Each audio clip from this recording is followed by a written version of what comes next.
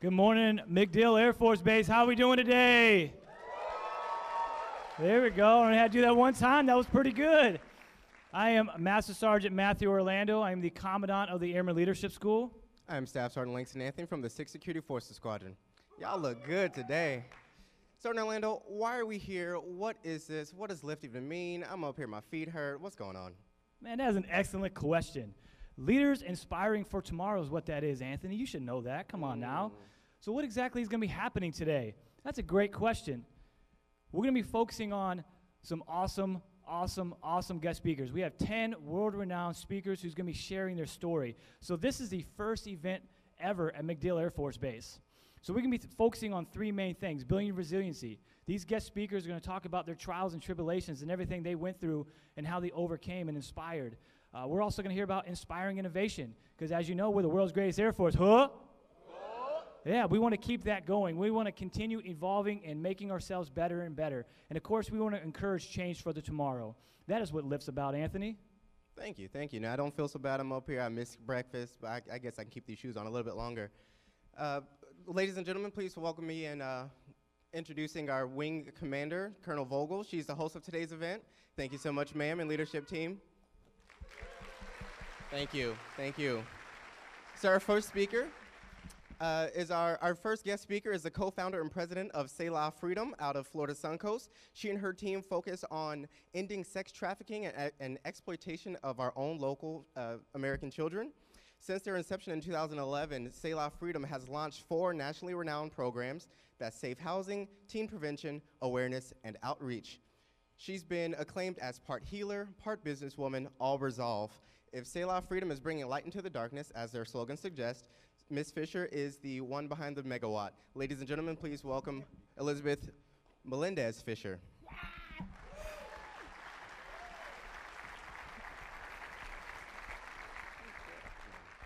Thank you. Good morning. Good morning. That was excellent. So before I begin, I have to make a confession to you guys. I am one of those that will approach you at an airport. Every time I see military, I come up to you and I go, "Thank you so much for your service."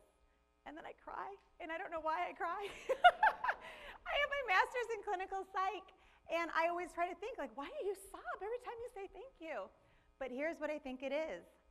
You guys are the most amazing advocates. I think as a kid, my childhood, what I went through, I needed an advocate. I see you, and I'm like, oh, there's my advocate. So before I begin, just please give yourselves a huge round of applause. What an honor to be here.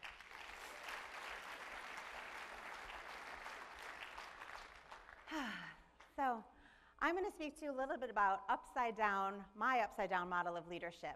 And to help you understand who I am, he said a little bit about my bio, but I'm a national leader of our program. I'm a global trainer of best practices. I run Selah Freedom, and we have a Selah Way Foundation. And I've taken it from startup in the last few years to 5 million today. Our budget this year, the goal is 15 million, and by 2020, $55 million. So I have a little bit of something that's working in this upside downness that I hope that you can glean. And in that, there's a few principles that I want to share, but having an underlying understanding of who we serve helps you understand why I have this insight. The girls that we are helping have been abused, sexually abused, for most of their lives.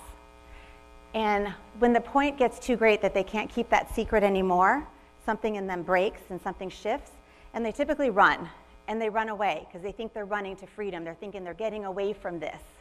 And as they run, without knowing what you're running from or the proper way to run from something, we often run into something so much worse because we're sort of aimless in our run.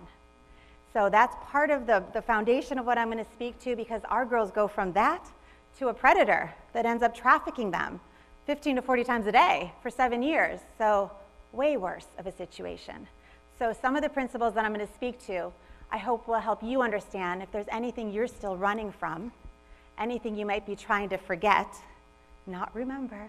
Because what I can guarantee you is if we do not face it and deal with it the healthy way, the proactive way, and some of my tips will help you in a proactive way, it's going to manifest when you don't want it to. I am sure. I can guarantee you it's happened to me.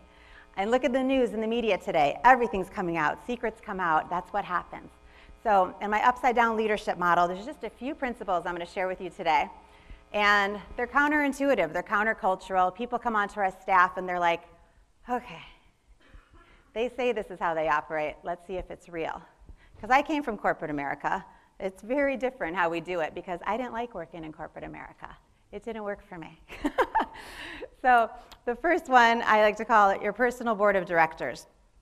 I cannot recommend any more highly that each of you, if you do not already have your personal board of directors, that you pay attention and start thinking about who in your life you can invite into this place. And I am not talking about, I have my board of directors all day long and that's my business, but this is personal. These are people that I have chosen because I greatly respect them and I give them carte blanche. Speak into my life. I come to them with things when they're brewing in me, not just professional, because I know that if I go off personally, there's a huge cost professionally. So everything gets, authenticity, accountability, transparency, all of that has to be happening somewhere in your life to be and stay a strong leader. And so how we set up our organization is we have 3 of us that are the founders. And in the 3 co-founders, I'm the CEO, I'm the president, I'm sort of the face, the voice, I could go off, and do something like rogue. But the beauty is that there's such a high level of respect between this trio, and we value the cord of 3 in decision making. So even if I'm all keyed up about something, I'm like, oh, this is going to happen, and they say to me, you know what? Let's pause. One of them says, I'm getting a check, or this doesn't feel right. I'll pause, and I will reflect and say, And that's rare. What we see today very often is people getting in leadership, and most of us are drawn to leadership because we're type A, we're strong, we're driven, we're dynamic, we can do it, and people follow us. I mean, there's a charismatic thing that comes to an effective leader. They're almost born with it. And the beauty of this is its humility. So it's saying, hey, I know I have some skills here, but I want a covering. I want accountability. And I thought maybe this was just unique and we were just doing it and it's working well. And a couple years ago, we had this billionaire approach us who started his own tech firm out of his garage and grew it with a co-founder. And they were named one of the only 2-headed CEOs written up in Forbes magazine about how weird is this, how rare to have a 2-headed leadership. And he found such success. They each sold their business and they got $4 billion each. And he's been mentoring us for the last couple of years. And in that, what you find is the ability to share ideas and not go too far one way or another. And I have a philosophy in it that I call, highly recommend this one, it's very uncomfortable, but it's called fillet of fish. Like I will come before my personal board of directors and say, open me up, take a peek. What do you see? Am I off? Are my motives right? Am I still doing the right thing? And it gives them the ability to just, the thing is too, you have to choose people that have the confidence to speak into you. I'm strong. People will sometimes say I'm intimidating. You need to choose people that aren't afraid. I had an invitation to the governor's mansion for dinner, and I was so excited. And this is a tip here too, because if you're so excited about something that you think, oh, I'm just going to make this decision, I don't even need to tell anybody because I got this covered. There was something in me that I'm like, I know who I'm going to bring. I had a +1. I'm doing it. It's going to be fun. I'm going to show off. This is my night. And I didn't really want to tell my personal board of directors in a weird way. And when I did, they said, you know what? I think it's a little bit more strategic than that. I'm not sure this is the person you're supposed to bring. And have you ever had somebody push back on you when all you want to do is do what you want to do? But to let somebody have that voice. And you know what? It turned out if I would have brought who I wanted, the minute you walk to the door, you go this way, your guest goes that way, you don't see him all night, the first person would have been so upset. So just having that freedom to let someone speak into you. And then the second area that I highly value, we call it, it's basically like a non-compete clause, but it's within our core values, it's within our culture. In the world, you are teamed up against each other. You guys in the military, you have your adversaries. But within your team, if any bit of competition leaks in there, it is so dangerous. It is divisive. The model and the premise that we have in America, when I was in corporate America, it was so much like, oh my gosh, I can't let this guy get ahead. He might steal my place for promotion. I'm working for this, and I need to guard what I see as my pathway at all costs to whoever.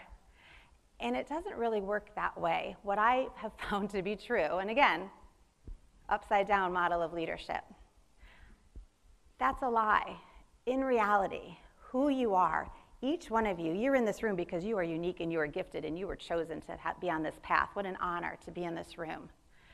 You have such a uniqueness to you that competition from somebody that's like gifted or similarly gifted is never going to steal what is meant for you if you walk in that knowing and you walk in that confidence. Many of us have been groomed to believe, uh-oh, this isn't true, something's going to happen, it's going to go awry, something could be taken from me, so I need to make sure I don't let this person have all the opportunities. You might not let them know about something they could step into to learn or to grow. And it's false. It's not true. When I worked in NBC, I'm from Chicago, worked at NBC Chicago. I was in my 20s then, and I always had this in me, and I don't know why, it's just part of who I am. And we had a new woman start, and I remember watching her, and she would struggle, and you'd see the guys would do their thing, they did their early coffee, and so it was just, everybody had their ways of positioning themselves.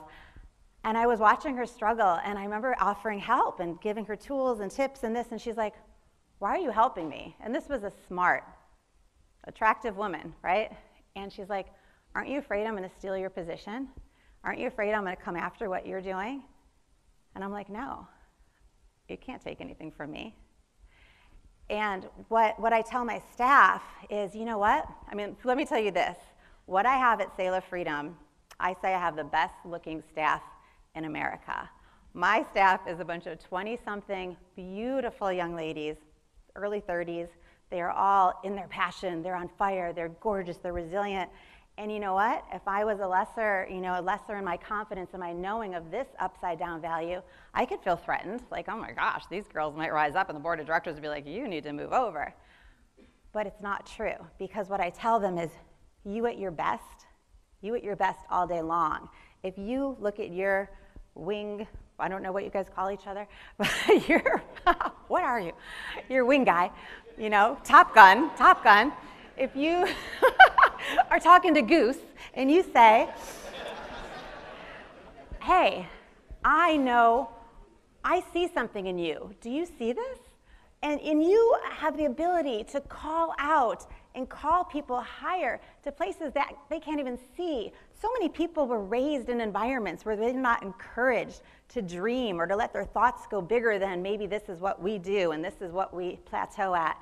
And you have the gift to call them higher. I have so many staff members that they're like, man, I can't believe I'm doing this. You saw things in me, and it's like you just went into my brain and my heart, and you pulled me to places I never thought I'd go. I'm honored. I mean, and that's the privilege we have as leaders if we get it right. I always say, you know what? If I do everything I can to make you look good, and I do everything I can to make you look good, you at your best, it only makes me look better. There's nothing bad that's going to happen. What's going to happen is we're going to present as this amazing, impenetrable force, and we look like we are top-notch. And that's what, as a leader, I would ask you to consider. It's a little upside down, but it will serve you. And the third area of my upside downness is Selah. Selah is our name. It means to rest, to pause, to reflect. And that's not a typical reaction in leadership either. I know for myself, I am like super pushy. I'm super impatient. I am always driven. And when I have something I want to do it. But I've learned, and I've learned it more so because of my co-leadership that I have, because my other two founders are so different, so vastly different than I am, and their perspectives are different. And they have taught me, because their growth was needing to step faster, speak up. So they're growing this way, I'm growing this way in practicing the pause. Because have you ever gone to make a decision and there was just something in you where you just didn't feel the peace? And I believe that that's because as a leader, we all have discernment. And discernment's a gift. And if you don't feel like you have the ability to discern, which is like a knowing, like you have within you a still small voice, and you know if you're doing something that's right or it's wrong, or you're watching that person and they are good or they're bad, like you can just tell. That's discernment. But it's a muscle, and you have to grow it. You have to pay attention to it. Listen. Because it's in you. And it's so valuable. And people will watch you and they'll respect you because they'll say, you know what? She could have just flown off the handle there, or she could have just launched this at me. But she paused. And if you talk about that as a value, people start to see it and you model it. And I can tell you, you will blow it because I do all the time. And another thing we instill from the top down is ownership. Just name it. Hey, I screwed up. Man, that was inappropriate. As a CEO, when I speak that way, my staff loves it. They're like, she's so real. I'm like, I'm pretty flawed, you know? So to just get comfortable being open and honest. And so in these values, these upside down models, I just pray there's something in there that might speak to you.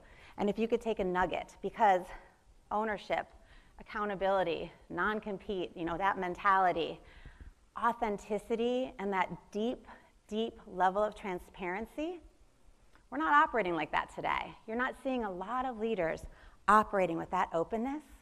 And if you do, you're going to project something different.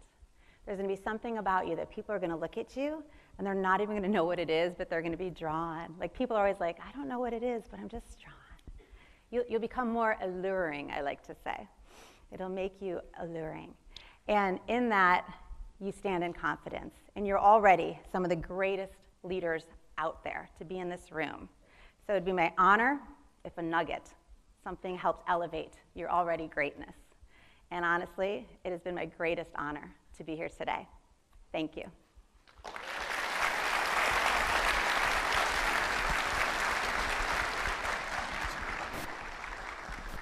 All right, can I get another round of applause for Elizabeth Melendez Fisher? All right. So our next guest speaker is a former Navy SEAL combat veteran and a serial entrepreneur who has leveraged the principles, leadership, discipline, accountability, and resiliency learned in training and applied downrange into building high-performance teams. He has built award-winning, multi-million-dollar organizations that have earned the prestige of being repeatedly named in the Inc. 500 list of fastest-growing private companies. Ladies and gentlemen, can I get a round of applause for Mr. Brent Gleason? All right, thank you very much. How you guys doing this morning? You guys feeling good? You guys fired up to be here at LIFT 2018? People, we will do burpees until morale improves in here. How you guys doing this morning? All right, I'm Brent Gleason. Thank you guys so much for having me. It's really an honor and pleasure to be here with all of you this morning.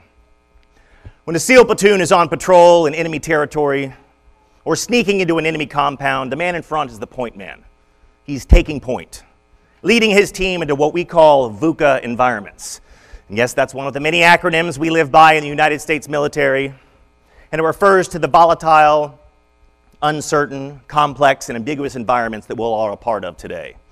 The Special Operations community, United States military in its entirety, have been existing in a constant state of VUCA and change since 9/11.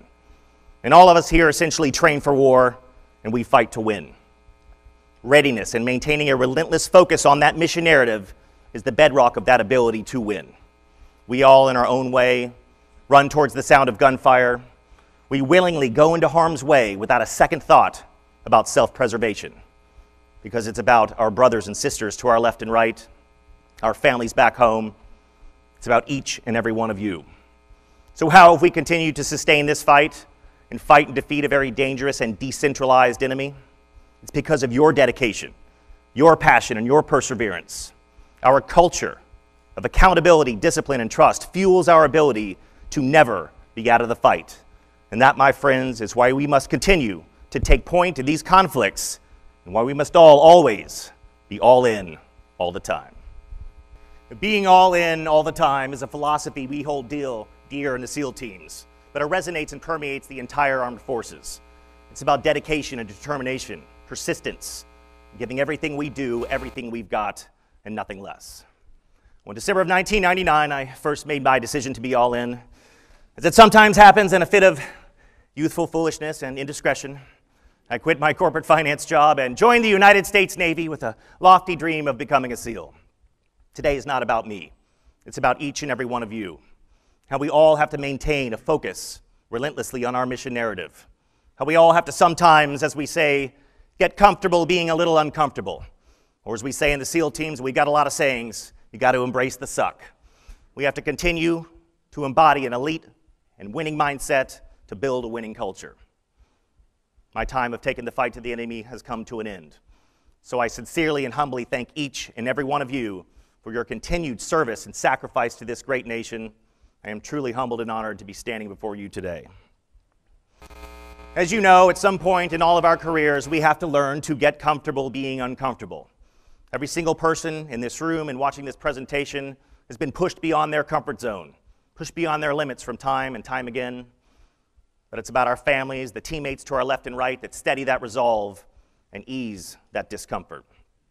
Despite some of that fear, little pain, little discomfort, as you know, the United States military does in fact invest heavily in each of our ability to sustain this fight. To give you a unique perspective on that investment and some of that discomfort, I wanted to share with you an interesting fact. For example, it takes 18 months and costs millions of dollars to train and create one SEAL. That doesn't count the millions of dollars and years of arduous training once you make it to a team. That 18 months is broken into various segments. The first segment is 6 months long and called BUDS, which stands for Basic Underwater Demolition SEAL. I'm sure many of you have seen the SEAL movie Lone Survivor, unfortunately based on a true story. The opening scenes are actually from a Discovery Channel documentary about BUDS Class 234. We run classes every 2 months, 6 times a year. I followed them in Class 235. This will give us a little insight into that investment, that discomfort, and a little taste of what BUDS is all about. Oh, doesn't that look fun? Let's bring back such fond memories. At the end of the day, whether you're a SEAL, an airman, a Marine, a soldier, we all train for war and we fight to win. Failure to perform our job functions is not an option. But that mindset of accountability, discipline, and trust is how we all build winning teams greater than the sum of their parts. And the foundation, in large part, of teams with winning cultures are that whom embrace change and use change to our advantage. Since 9/11, we've all been in a constant state of transformation. Special operations community, frankly, the military in its entirety, we entered these conflicts after 9/11 essentially as a slower-moving 20th century organization. And we quickly realized that to move at the speed these wars required, we had to start rethinking and even redesigning our structures, our systems, our approach to operations, eventually transforming our mindsets and our culture to align with our new reality, which is to fight and defeat a very dangerous and decentralized enemy. So we too had to become more agile and decentralized. And a core fundamental element of a winning team and a winning culture that embraces change and uses change to its advantage is that of team trust. I'll tell you an interesting fact. Interacting with animals actually improves human social interaction in the areas of trust and empathy. That's why I thought these pictures were appropriate for the trust slide. And yes, that is a dog attached to my body as I jump out of the back of that plane. You know what he's thinking right now? Man's best friend, my butt. Thought we were going on a walk, bro. I want to tell you a brief story about trust from my class's Hell Week experience. Hell Week is the brutal crucible that few make it through, but all SEALs share. Hell Week starts on a Sunday, ends on a Friday afternoon. The class reports to the classroom early Sunday morning. The beauty of that day is that you don't know when Hell Week will commence. The anguish, the anxiety is literally eating away at your soul. So our class leader, who is the highest ranking officer in our class, in order to inspire and motivate us, he read to us the St. Crispin's Day speech from William Shakespeare's Henry V.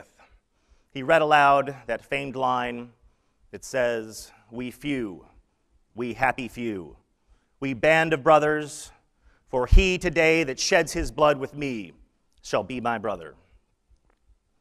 John passed away 4 days later. Thursday night of Hell Week, the fewest of us that were left were in the pool doing relay races. We lost John to a massive heart failure.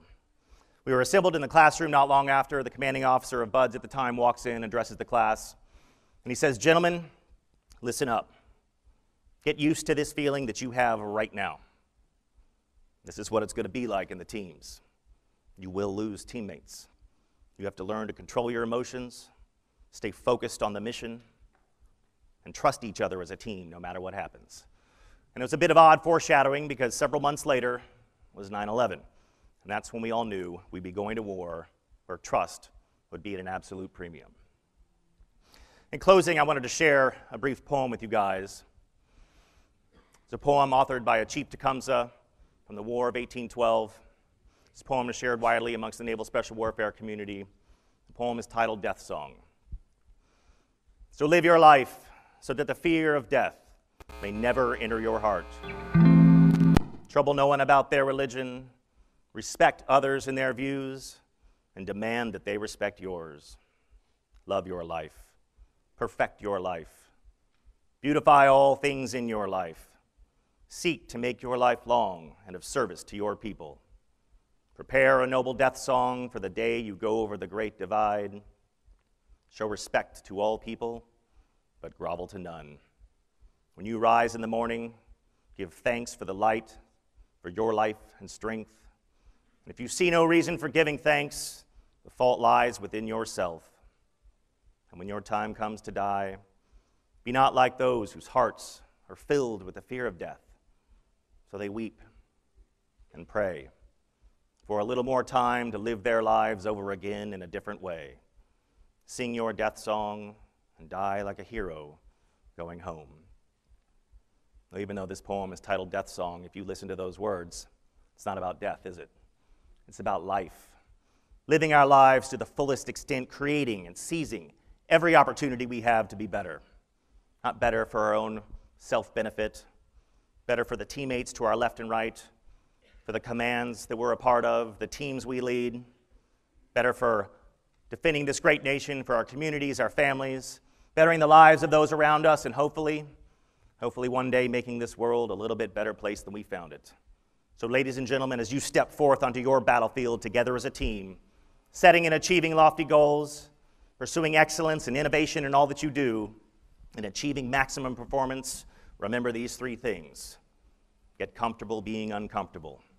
Push yourself outside your comfort zone every chance you get. The more you do, the wider that area becomes.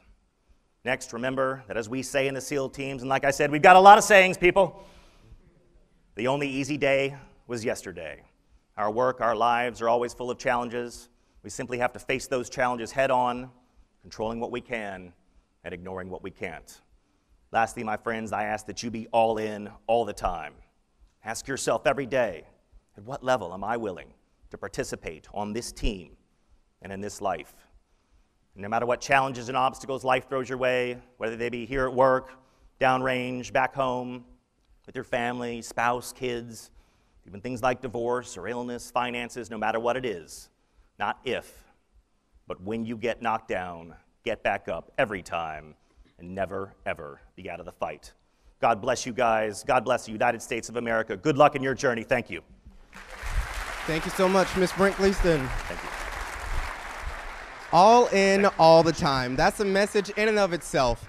Ladies and gentlemen, our next guest speaker is a Vietnam veteran and a Purple Heart recipient. He has served for the U.S. Navy riverboat gunner for the elite Brownwater Black Beret. This gentleman has no stranger to the war on terror, taking his message to Afghanistan, Iraq, Kosovo, and an arm's-length list of other places to include a couple cross-country tours. He and his team focus on restoring hope, providing keys for success, and today's wounded warrior and having a meaningful future through Operation Warrior Reconnect. Ladies and gentlemen, Mr. Dave Reaver.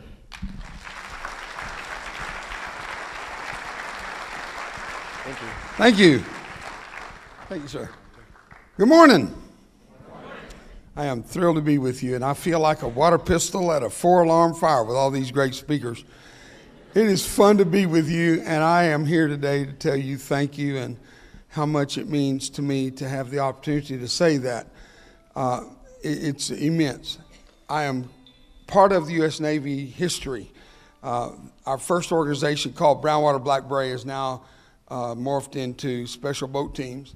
I was trained by SEAL Team 1 and served in Vietnam with SEAL Team 1, but I was not a SEAL. I was the boat guy, and I drove the little fiberglass boats they made a movie of called Apocalypse Now, and later on one called Acts of Valor. So I have a very colorful history, and I enjoy my history. I relive it every day. In fact, a few days ago, I was back in Vietnam, back on the border with Cambodia, deep in the jungle, and they're doing a movie of my life. And so I was back to touch the past, and sometimes touching the past is not always healthy. I want to talk to you a little bit about turning tragedy into triumph. You're looking me over, you would not know that to this day, I'm still a patient at Brooke Army Medical Center. I've had 56 operations, and number 50, which was 14 months ago, was a 12-hour surgery with 3 teams of doctors still trying to rebuild Humpty Dumpty. And on July the 26th, 1969, I know what you're thinking. You're so young, you think that's right after the War of 1812. But it was not. It was yesterday to me. But operation number 50 was devastating. And the reason I'm going to show you this picture, and I'm only going to leave it up about 5 or 6 seconds, because I personally am not comfortable to look at it. But I want to make a point that 49 years ago, might as well have been 49 days ago to me. There's not a day goes by I don't live in pain, but don't take that wrong. I'm not here to cry about it. I seek no pity. The worst thing about pity is it turns to self-pity and then you destroy yourself. But I'm going to show you a picture. If they'll put that up right now, this is me 14 months ago. And what you're looking at on that screen is something that I did not know had happened. Now, that sounds crazy. And take it down, please. I don't want to look at it. I didn't know what I looked like on Operation 50. And when I came to, I was under that same drug that killed Michael Jackson. And it's a powerful drug, and I'd been under it 12 hours, and the longer you're under that stuff, the more time it takes to get out from under it. And I woke up, and I was literally panicked because I thought, in my brain, I thought I was being eaten by a lion. Isn't that crazy? And my wife was there, and she reached over and just touched my hand, and instantly I recentered. I knew where I was, everything's fine. And the doctors were slapping each other on the back, congratulating themselves for a great surgery. And then when they helped me stand up, what you just saw, I saw in a mirror. And I looked at my doctors at Brooke and I said, what Stone Age university did you get your medical degree from? I was so PO'd, I was ready to kill him, man. I told my wife, I said, get me out of here, take me home. And she did.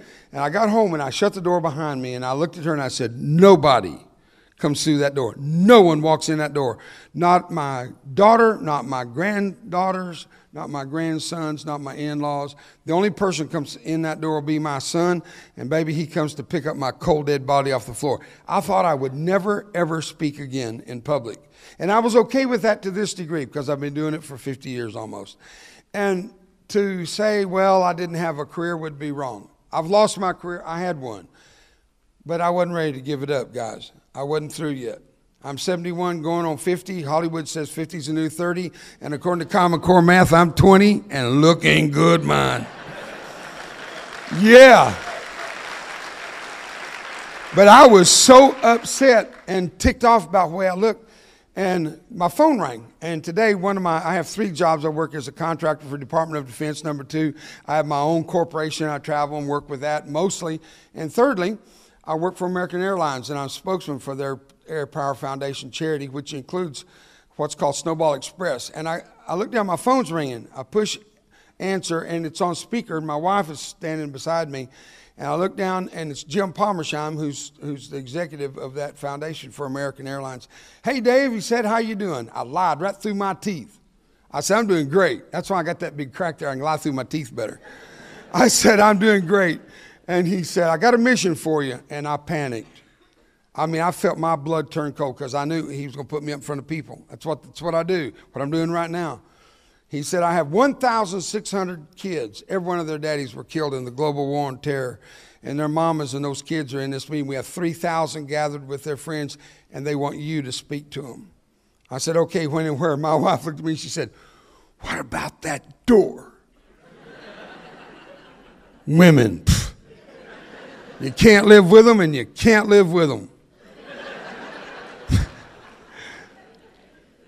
So when we hung up, she said, what are you going to do? I said, I'm calling Phantom of the Opera and see if I can borrow their mask. I checked, it's the wrong half. Dadgummit. So I went, my wife and I made me a mask, and we go back to this big hotel there in Dallas that has this huge convention center. 3,000, I couldn't see them, kind of like here, the lights bright, and I can only see a few of you where the light's on you. I couldn't see, but I could hear them. And the chief executives for American are there, and they're hugging me and saying, Dave, we know it's not convenient, we know it's difficult, but thank you for coming. All that's supposed to help, but I'm terrified. I've been doing this long enough not to get butterflies, although sometimes I do. And people say, what do you do when you get butterflies? I say, I tell them to fly in formation. And being Air Force, you might pick up on that. So they're saying thank you, and I'm saying, yeah, I'm good, but I'm not. And then to make it worse, the person going to introduce me was 28 years old, most beautiful girl. This is totally Miss America stuff. All of her parts are in the right places, and they put her on my right arm, and I got this arm candy walking out there to introduce me, and I'm thinking, those kids going to look up here and they're going to say the Beauty and the Beast. And then I started laughing inside. I thought, I can't tell these kids she's a beast. So, you know what? Humor is one of the best ways in the world to get out of a dark place. When you start feeling down and dark, laugh a little bit. Laugh more, gripe less, and you have a happy life. Give me a hand if you agree with me. Let me hear it.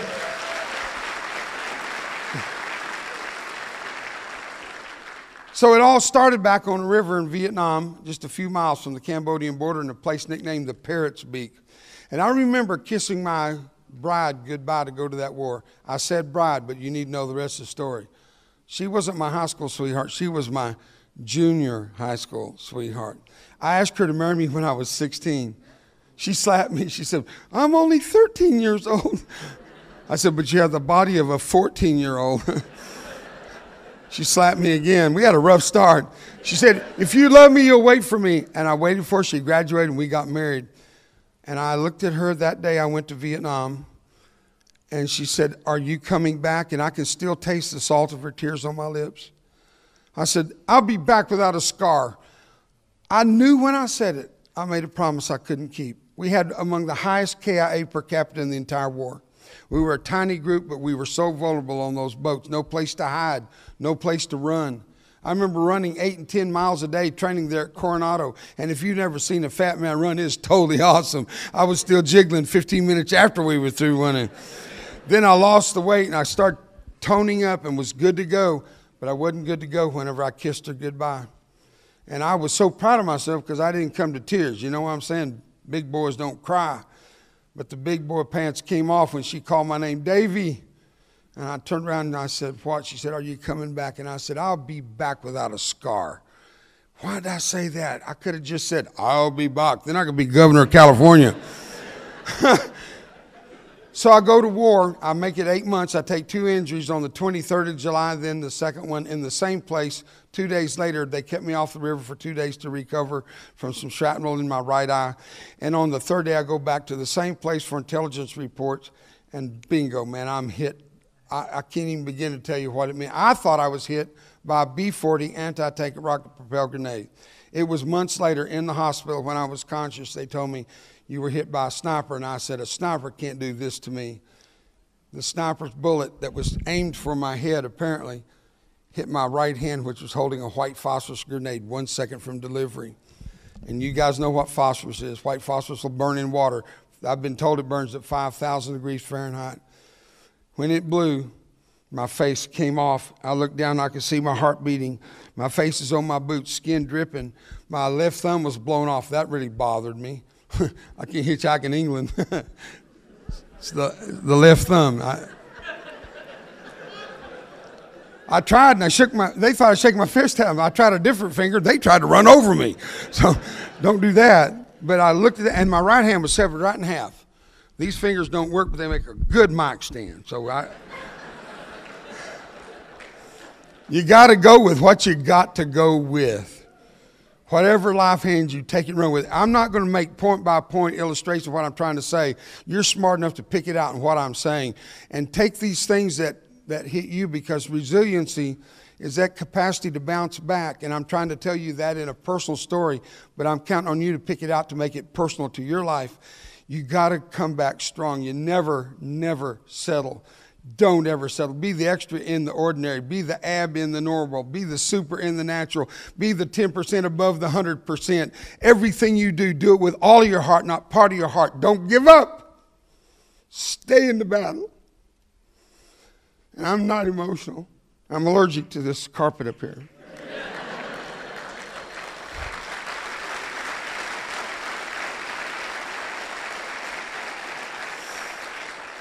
In sign language, that means I love you. But my thumb got blown off, so I speak sign language with a lisp. It means I love you. Well, the grenade blew, and it literally, my right eye, I went blind, blew my hair off, blew my ear off. I got my hair back. I bought it. There's a guy in China that's bald today because it's made in China. I don't mind the hairpiece. I was speaking at the Citadel in South Carolina not long ago. Wind caught my hair. Boom, there it went right down.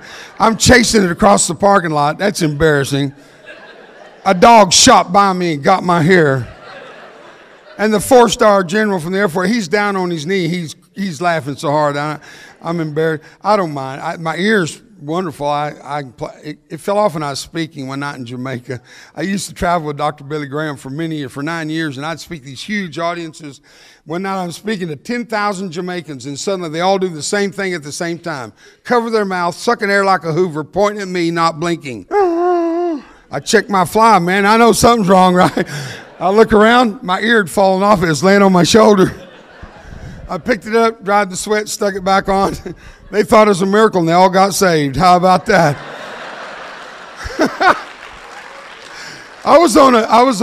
I've done 6 tours to Iraq and 2 to Afghanistan with DOD as a resiliency coach in the Comprehensive Soldier Fitness Program, and I was one night, and I think it was Fallujah. We made several stops, but we had a bunch of detainees on board and some SEALs. And I got off to go to the latrine, so I'm coming back after, and I'm almost the last guy to board, and you know you can't board without your battle rattle. So I threw on my body armor. It hit my ear, knocked it off. It's on the ramp, and it's got the divots and the channels and the rollers, you know. And I didn't want anybody stepping on my ear. It cost $25,000 to make that thing. So I said, nobody move. I mean, nobody moved. And one of them said, what's wrong? I said, I had to fess up. I said, my ear fell off. I said, would y'all find it? So here are these SEALs down there feeling around in the dark trying to find my ear. One of them looked up at me and said, you didn't lose your ear. You're just making us look like idiots. I said, no, man, I lost it. One of you down there is close. I hear you breathing. Here's what's funny. He said, dude, is it me? You're defending my country? Anyway.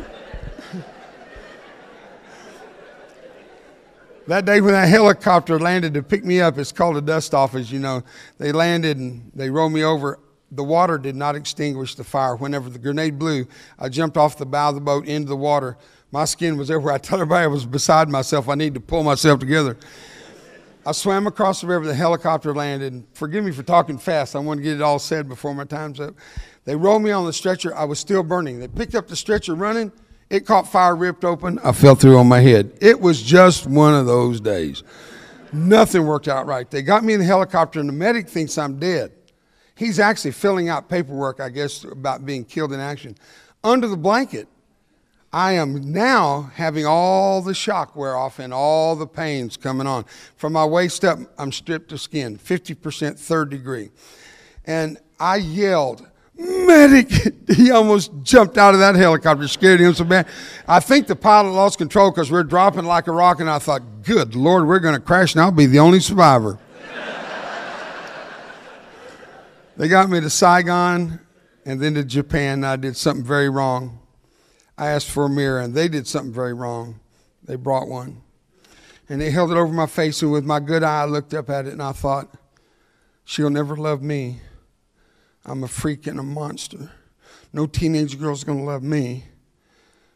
And I did something I'm very ashamed of, but if I don't tell you the whole truth, I'm lying. So the whole truth is, I gave up that day. That's not me. I'm not like that, but I did. I never had a drug in my body in my life to this day. I've never smoked a joint, never snorted coke. Coke's been in my nose. I was drinking, sneezing, and that's a bad trip. I have never done a drug. That day, they had powerful drugs in me. I was out of my head. I say, I'm looking for excuses, but there's no excuse to take your life. And I tried to kill myself. I didn't have a gun. I didn't have a knife. How do you kill yourself? I pulled the tube, and I laid my head back and waited to die. And I got hungry. It was the wrong tube. I'll pull lunch. And I'm glad today I've got 4 grandbabies. I got a great son, a great daughter, and a wonderful wife. 50 years that girl's been with me. We're still together. What do you think of that? So I close by telling you, it's been a rough go. I'm still having surgeries. I don't mind. They're putting Humpty Dumpty back together again. All the king's horses and all the king's men. But one day along came the king. Humpty's back, baby. Humpty's back in style. My name is Dave Reaver, and I approve of this message. Thank you.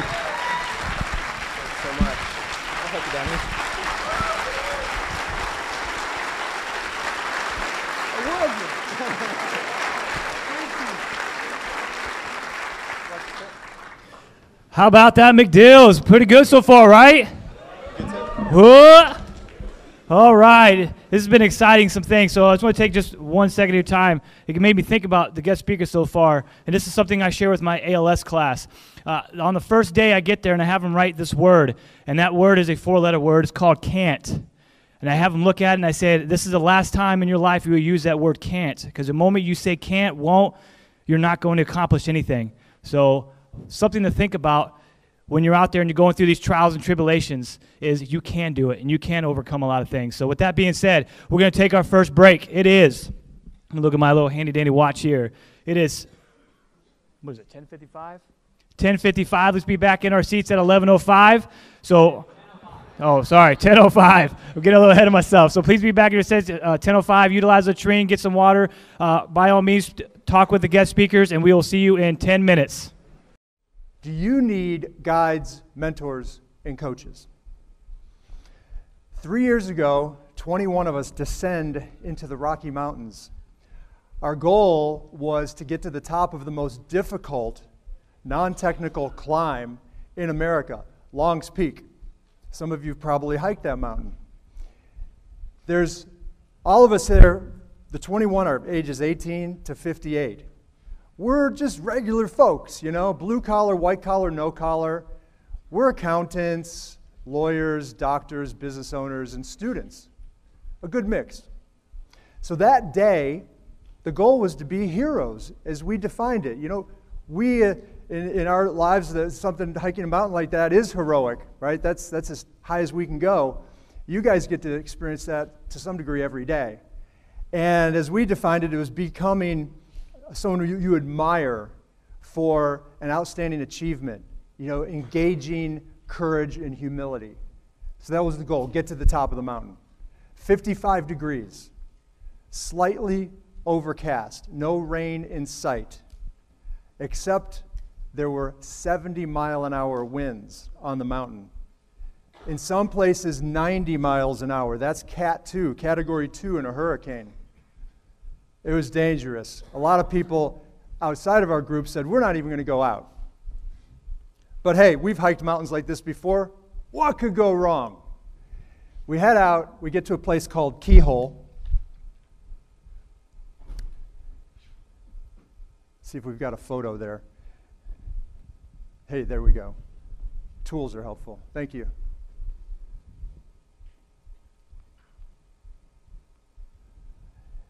This is Long's Peak, and this is Keyhole. The wind's coming through there, like I said, 90 miles an hour. Look at this photo. I'm holding a flag in the red and white stripes, and it's about to break at that point, right side of Keyhole. We heard so many horror stories as a group, we decided not to go the 1/3 remaining part of the mountain. Okay? Failed mission, in other words. Distressing. We hiked back down. I don't know about you guys, but I'm competitive. I wanted to go up. So 3 of us actually did sneak over and went up. What happened to all for one and one for all, as the rest of the group said, when we finally did get to the top, came back down, we went from heroes, 3 of us, to the other 18, zeros. That felt bad. So we decided, let's come back next year. And everybody said, we're going to do it. We want to hike to the summit. But we were going to change one thing. And when we did come back the next year, we did change that one thing. So what about you guys? What mountain are you climbing? What mountain do you want to climb? Is it your career? And it's how do I level up to the next position or few positions? Is it a personal challenge that you're trying to overcome? Something with resiliency, you know, where you're struggling with with maybe it's depression or fear or anxiety, and that's going to be your mountain to climb? Is it something outside of work or your next career? I want to give you a secret. I've interviewed, met with, conversed with over 10,000 people in my work, 100,000 conversations, and there's one thing in common with every single person. To the degree they are more successful, more impactful, and happier, is to the same degree they have guides, mentors, and coaches in their life. In fact, if I asked you, how did you get here today? I bet every person would be able to tell me at least one, if not a dozen people that helped you. You may not even be aware because it's your life, you just think it's normal, but I bet there was a guide, a mentor, or a coach, or a bunch of them helping you. So the same is true at the bottom. The unhappy people have no guides, mentors, coaches, or they are toxic. So I'm making a pitch to you guys that you need to get guides, mentors, coaches in your life for the first time, or to level them up so you can achieve more in your one and only life. If you want to take a quick flyby, Hollywood, your favorite movie, my favorite movie, think about what it is. I'll bet you there's a hero in there. And behind that hero, I bet there's a guide. Prove me wrong. I'd be okay with it. Think for a minute, Star Wars, right? Luke Skywalker, hero. Yoda, guide. Even Harry Potter. He had a bunch of guides. Hagrid, Snape, Dumbledore. But in the real world, one of my favorite heroes, Martin Luther King Jr., he had a bunch of support around him. A bunch of support to get where he was able to have heroic impact. So how about you guys? I want to give you a test. It's called the Rule of 5. Now I'm going to make you think here for a minute. Who are the 5 people that you do life with the most? Think about who they are. Daily basis. They're your friends. They're your coworkers, maybe neighbors. Could be a family member. Think of their relational status. If you're hanging out with 5 people that are on the edge of relationship breakdown or divorce or whatever you want to call it, I bet you're headed there. Watch the circle of influence that you have. As the saying goes, we are a product of the people we surround ourselves with. Have you heard that? So if you want to really drive it home, think of income. This is kindergarten math. Predict what your 5 closest friends make. You can do it. Add it up, divide by 5. This is my finance degree from college finally come into play. And I bet you end up with your income. See that little trick there? Try it. Try it out. So if you want to change your station in life or your happiness, your resiliency, whatever you want to improve on, change your circle of influence. So what holds us back? There's 2 primary things I want to suggest. You've got comfort and or bravado. Those are both problems in my opinion. Comfort says, I'm fine, don't worry about me. Go, someone else needs the help. I don't need any people. I got no people. And then bravado, this may come as a shock, bravado is bravery gone too big. There's a place for it, but to live that way is basically saying this: I want to do it on my own. I want no help from you. But what I'm saying is, we can't do it alone. I'm saying you can't do it alone. I'm saying you haven't done it alone. And if you want to make yourself more heroic, get better people. A little slice into my life, I grew up in a broken home, and I pretty much had to live off the land and fend for myself in a lot of ways. Our father raised us, our mother abandoned. And it was one of those situations where I don't know how I did, but I got through school, and then I got married, and I was not a good husband. I'm not proud of that. And then I got a job. I did pretty well at the job. I got a few promotions, and then I didn't have mentors around anymore, so I topped out. So I was fearing getting fired, and I was fearing my marriage not working. Then I find out we're pregnant. Oh, man, I'm going to be a bad dad, too. That's 3 things. And have you guys ever gotten to this place where anxiety just overtook who I was? This brave, I want to do it myself guy checked himself in to a clinic, into a hospital. I thought I was having a heart attack in my 20s. I was like, what is wrong with me? This is not who I am. But I knew I needed to get help. I didn't tell anyone about it. I just checked in. I said, I think I'm having a heart attack. I hooked up all these wires, and about 2 hours later, they came to me and said, Mr. Christensen, at 21 years old, you're fine. How can I be fine? They give me a prescription and a book. I'm like, a book? What's a book going to do for me? So I get in my car. Like, I didn't want to do the prescription. Yes, I read the book. And in the book, it said, you need people. You need people. And I'm thinking, man, since the rugby team in college, I haven't had people for like 5 years. I have my wife, but I wasn't doing great with that. So I got in a group. I found a group, and I've found dozens of these ever since. They're out there. There's 7.7 billion people in the world. There are a lot of guides. There are very few heroes. Lots of guides to pick from. And I got in this group, and they helped me get my confidence up. They helped me get clear on my career. I became a good husband. I became a good father. I became a better leader at work. So wherever you are, you can get better. And if you're better, you can get great. So here's how you do it. 3 steps. Courage, humility, and intentionality. CHI, the abbreviation of Chicago. Courage is basically saying, I am going to make a decision. Do you know we make 35,000 decisions a day? 200 just for food. Leaders make decisions. So I want you to decide right now, do you believe this guy on stage and are you going to do what I'm asking you to do, or are you going to say no? And it's okay if you say no. I'm encouraging you to make a decision. I'd rather you decide to do it, not do it. But make a decision. That's courage.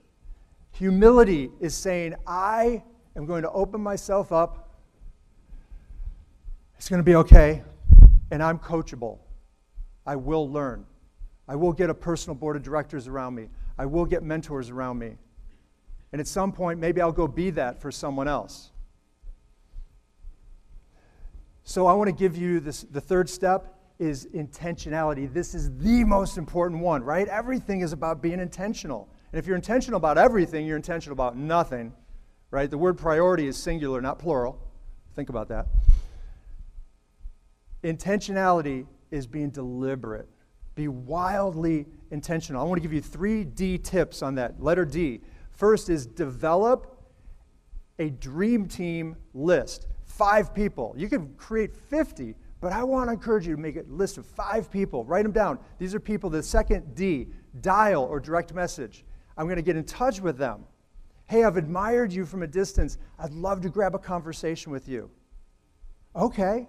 Or I don't think I'm that qualified. Well, can you just tell me the things you've failed at? Because I really do think I have something to learn from you. Don't take no for an answer. If these are people you respect, get with them. At all means, get with them. And then the third one, dialogue. When you get in person or on the phone with them, ask them powerful questions, right? Powerful questions are, tell me your story. And then listen, 2 ears, 1 mouth. Use them proportionately. 2 ears, 1 mouth. Listen most of the time. Don't talk. At the end, just say thank you. Here's what I got from you. And that's a great dialogue conversation. I've got a sheet in there back on the table if you want to get them. It gives you these powerful questions. Right there. That's what it looks like. And it just guides you through how do you have one of those conversations? Because that's mainly what everybody fears. Well, what do I do when we sit down for coffee? And if you're an introvert, half this room is introverted, half is extroverted. That just means you get your energy from being alone. I want to give you an out. You can read an author and listen to everything they say, and that can be your out. But I'm going to challenge you at the end of it. Go to the back of the book, contact information, just reach out to them. Say, I'd love to have a conversation with you. Hey, I'm going to be in your city in a month. Can we meet? I've done this a dozen times, and I've got 7 people. 7 out of 12 have said yes. It can be done, and you can do it. So those are the 3 steps. Amongst the 3 steps, being intentional is the most important thing. And the dialogue. And here's what I'm asking you to do. 1 conversation with 1 person, 1 time. Don't go for the lifelong mentor unless you can nail that. You're golden. 1 conversation, 1 person, 1 time. So what happened on the mountain year 2? How do you think we did?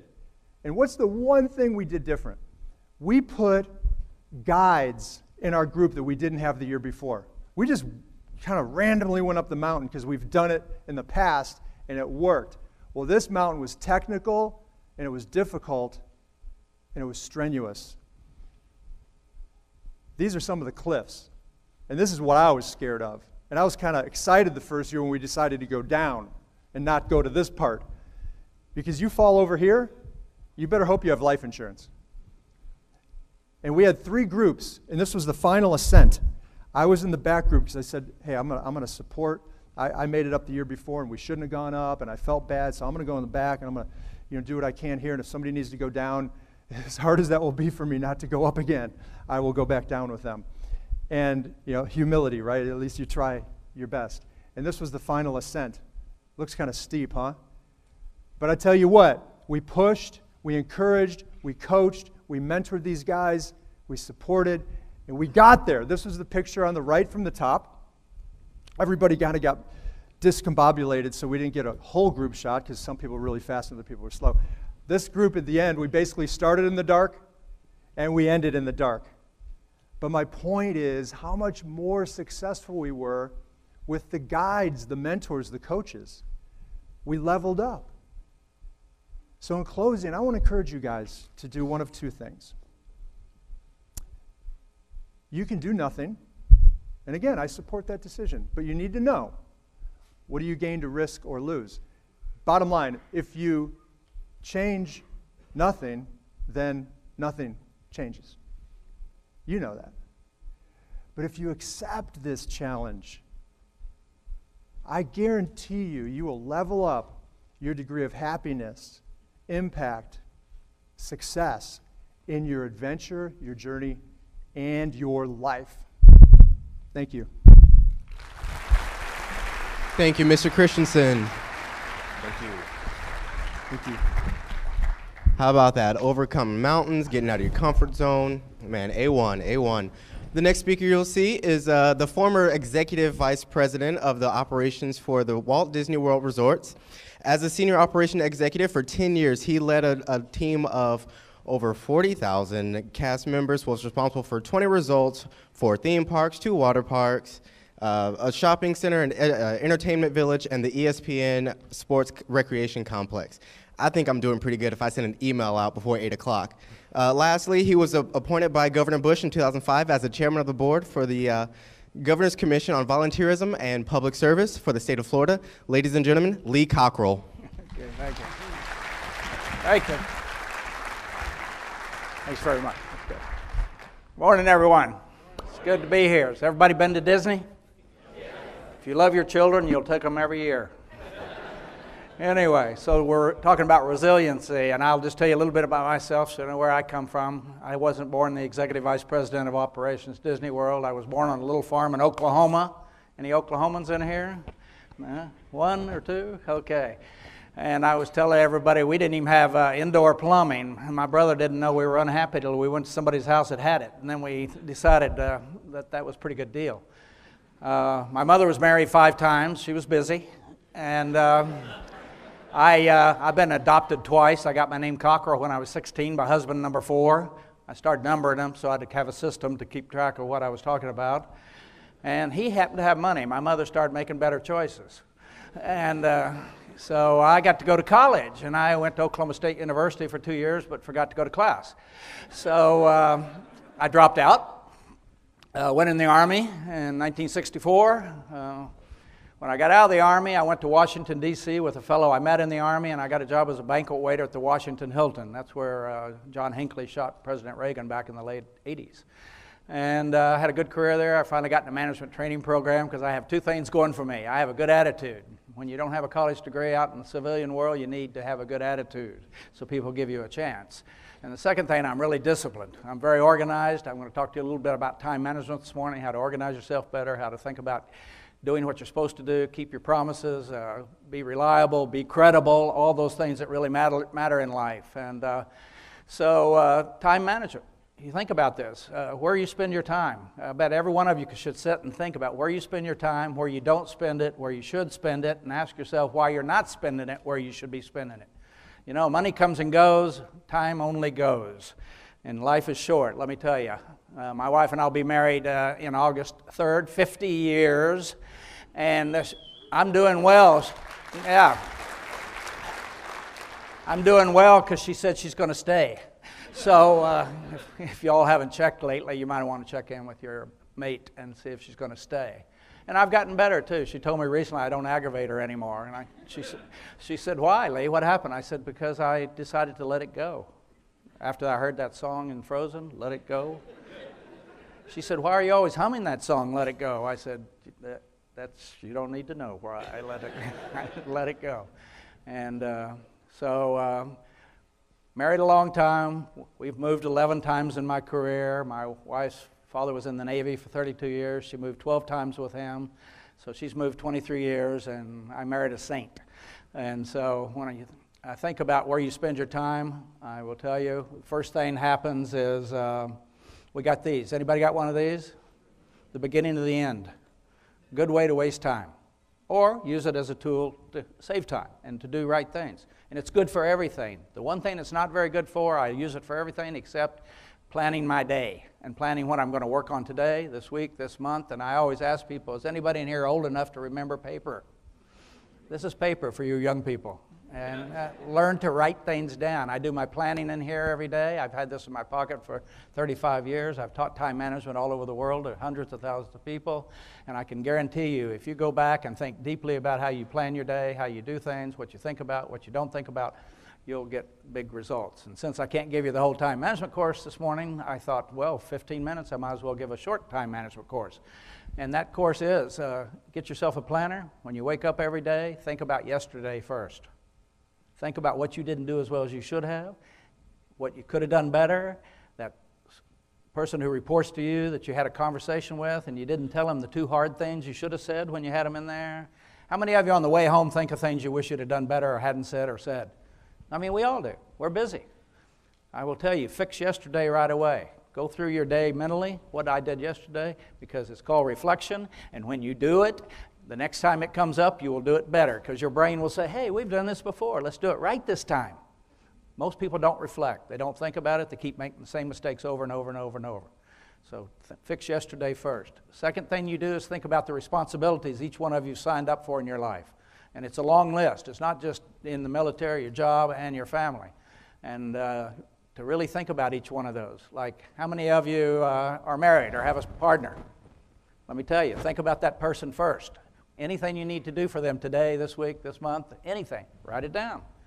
Your children, how many people got kids? There's always something. What do I need to do for my kids this week, this year, this month? Get them into camp for next summer. Get them to the physical, get their inoculations. Talk to them about the birds and the bees when they're 8 or 9 years old, by the way, and some of you have already missed that. You want to have your, management's about controlling events in your life, and you miss that one, let me tell you, your life will be out of control. Management's about keeping things under control. What other responsibilities you have in your life? Anybody got aging parents and grandparents you're going to have to worry about? You should be having those conversations now. Make sure you get the wills signed before dementia might set in. You've got to do the hard things now. Hard things. When you do the hard things, life gets easier. You all know that. When you take the easy route, life gets harder. Right? Your retirement, do you really understand it, how you're going to work on it? Make sure you have an expert look at you. I got a big introduction here a minute ago, like I did this, and it sounds like I knew what I was doing, right? I didn't have a clue what was going on half the time at Disney World, but I had people around me who were experts, and I relied on them. So I had to figure out where to spend my time. And I spent my time in only 3 areas at Disney, making sure we were hiring and bringing the right people into the organization. I was involved in all of those systems, making sure that we were training people, testing them, and enforcing the training. And last, trying to create a culture and an environment where everybody wakes up in the morning proud to be where they are and want to come to work. And a culture where everybody matters and they know they matter. You think that's important? Everybody matters and they know they matter? And the best way to make sure people know they matter, tell them. Every day, you and I and everybody in this room misses opportunities to tell people how much we appreciate them, recognize them, give them encouragement, It's the fuel that drives human performance. Appreciation, recognition, and encouragement. Get that in your plan. Think about people you should be doing that with, neighbors, strangers, everybody. More of that, more kindness. You'll be amazed at how your life changes and gets better. What other responsibilities? Retirement, other responsibilities. Your health. How many people think your health is your responsibility? Yeah? Yeah, it is. And this will be the biggest regret you have in your whole life when you lose your health because you didn't take care of it. And number one, I guarantee you, I work out every day because my wife gave me 3 new things after I retired. She said, your new list of things to do, Lee, is to take care of yourself so you can take care of us. Then you take care of your family. And then you take care of your business. And if you got any time left over, you can help Kim Kardashian with her problems. And I think that's not solvable. So you've got to, don't spend your time in things. Some things cannot be fixed. Don't spend time there. Some people cannot be fixed. Don't spend time with them. Get away from these people. We heard that earlier, the last speaker. People you spend time with. It's a big deal. And I do strength training twice a week too. I was a trainer for 10 years, strength training, and I hate the guy. I mean, he's tough. He pushes me. Doing a chest press, and he said, we're almost done. Very slow movement. Out, 10 seconds back, and I think my brain says we're done. And he says, no, we have 2 more. Because your brain gives up. That's why you need good people around you to push you in the right direction, do the right things. And why do I do this? Not to show you my 6-pack, because I don't have one. I have a 1-pack, and I know there's a 6 under there somewhere, and it's going to spring out one day. Why do I do this? Because of bone density. I don't want to fall and break a hip. I'm in the ozone. Does anybody know what the ozone is? The obituary zone. I'm 74. Have you looked in that section of the paper yet? That's not a good place to be, 74. 71, 59, 63. No. I'm looking for the 100, 99, 103. And the other reason I work out, first, bone density. I mean, it's for women, you know that too. You've got to really pay attention to that because you break your hip, that's the beginning of the end. You talk about how important this is. And my wife and I named it, Priscilla, we named it prehab so we don't have to go to rehab. Yeah? Prehab takes, you know that well, don't you, sir? Prehab and rehab. Now, you couldn't help what happened to you, but I can help what happens to me, hopefully. And so I do that and feel better, have more energy, can actually stand up here for 15 minutes. And you got to think about, are you scheduling the priorities in your life into your calendar? Schedule the priorities in your life. If something's important to you, get it in your calendar. You don't work out when you feel like it. When is that? The couch always wins. The refrigerator always wins. You've got to do things on purpose. And I would tell you all to list 3 things you do on purpose and think about them on purpose. On purpose, I take care of myself. On purpose, I take care of my family.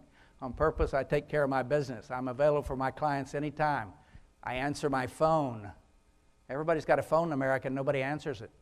Lady said, do you answer your own phone? I thought I'd get your secretary. I said, I don't have a secretary. I don't want any people around me because they're unreliable. They don't show up for work. Got all these problems. She said, why do you answer? I said, because I book more business that way. Because if I don't answer, you're going to call somebody else. Manage your time. Focus on the priorities in your life. If your wife's so important, I used to tell my wife I loved her annually. I mean, you've been married a long time. You know how this slips away. And first 5 years, I told her I loved her every day. After 10, I was telling her once a week. And 15, I was telling her once a month, and then quarterly. And then I'd buy an anniversary card that says, I love you. It's already pre-printed. That's useless. Don't waste your money. Write your own words. And now, a lady told me, boy, my husband better tell me every day, I'm getting married Sunday. He loves me. I said, well, okay. I said, went home. Priscilla was standing in the kitchen. I looked at her. I said, Priscilla, I love you. She said, what's going on? What? So if you guys learn anything today, don't go back and be too nice to your people very quickly. Don't go home and tell your wife you love her today. Just take it easy, because she'll wonder what you're up to. And and if you want to test it out, call your parents or grandparents tonight, and when they answer the phone, tell them this. I just wanted to call and tell you how much I love you, how much I appreciate you, and I thank you for all the sacrifices you made for me in your life. And your mother will start crying, and your dad will say, what happened? Did you get discharged? You coming back home? Why are you calling here? You know? So think about the things you're not doing. Spend your time in the right way. Get doing the right things that are going to pay off for you. And I've done that my whole life. I, get out of the Army, no college degree, and end up running Disney World 35 years later. I mean, if you went back and talked to my high school teachers, they would say that cannot be the same Lee that went to school here. Somebody must have stolen his identity, because I wrote 4 books, and I don't even know where the commas go. So I have people, I have experts. I just put the commas in and makes it, capitalize the right words and semicolons, and I don't even know what all those things mean. But I found somebody who does know, and that's how you live your life. You do what you're good at, and then you get people around you to help you what you're not good at. And you will be amazed at what you can do with your time. And I will tell you, one of the things I always tell people, do not underestimate what you can achieve in your life. Don't let anybody tell you, don't blame your mother, you grew up poor, you didn't get the college degree, you didn't do this, you didn't do that, blah, blah, blah, blah. Don't ever let somebody talk you into something. Most of our problems are right here, up in our little brains. We talk ourselves into having insecurity. I was very insecure in my career. I was insecure. I didn't trust anybody. I was a control freak. I wanted to be involved in everything, and it hurt me the first half of my career. I mean, because people don't like to work. I was defensive. I couldn't take feedback. And I went through a time where I started to change and to get better at that. And so there's thousands of people that hate me, and there's thousands of people that love me now. So I went down that path, and I was afraid nobody was going to come to my funeral. So I started being nicer, giving people responsibility and giving them authority, giving them training, giving them the things they need to do their job. And that's what you got to think about. Are you helping people get better? I told somebody the other day that what we need are more teachers and less bosses. Teach people how to do it. And that's what you do as parents already. You spend your time doing that, and you make a difference because you do that. And you've got to think about where you spend your time and quit spending it in places that are doing absolutely nothing for you, and quit hanging out with those people that will do nothing with you but except get you into trouble, and you will have a whole better life. Now, on that settled, my wife got very sick a few years ago. She almost died. I had to take care of her for a year and a half. I'm the strongest guy in the world. Nothing bothers Lee because I'm tough, and I ended up with anxiety and depression. Had to be treated by a psychiatrist for a year and a half. And so I'll tell you that story. I went to Baghdad during the war in 2011, did 13 seminars for the troops over there on anxiety, depression, deal with it, go get help. The doctor said, "Do you want to do talk therapy?" I said, "No, I want the meds. I want them right now, and I have a little glass of wine with them." And then you really feel good. But don't, as he told me, men don't come in for help, women do. Go in and get help just like you do. I had to get somebody to put the commas in place, and I had to get somebody to help me get better. And when you got a problem, go out and find the right people to help you. You'll be great. You'll turn it around. And don't underestimate the influence you have on everybody in the world. Every day you can make it better, or you can make it worse at work, and you can make it better, or you can make it worse at home. Just walk in there. You are the chief environmentalist for your life. So I hope that works for you. Thanks for all you do. Thanks for having me. It's great. Thanks very much. Yeah.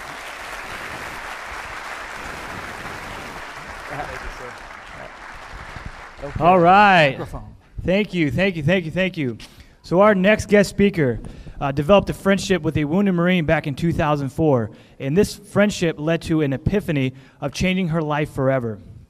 For the past 11 years, she has dedicated her life to raising awareness for United States veteran of all years. She herself has also combated PTSD. Back in 1995, after being badly beaten in flight of passengers while she was performing her duties as a flight attendant. She is a survivor of 5 separate concussions, a massive life-threatening brain tumor, and a surgery lasting 10.5 hours, leaving her deaf in one ear. Her journey to recovery of relearning how to walk, how to talk, and cope with her new realities allows her to relate and inspire our heroes and others by her own real-life battles. Ladies and gentlemen, can I get a round of applause for Annie Nelson?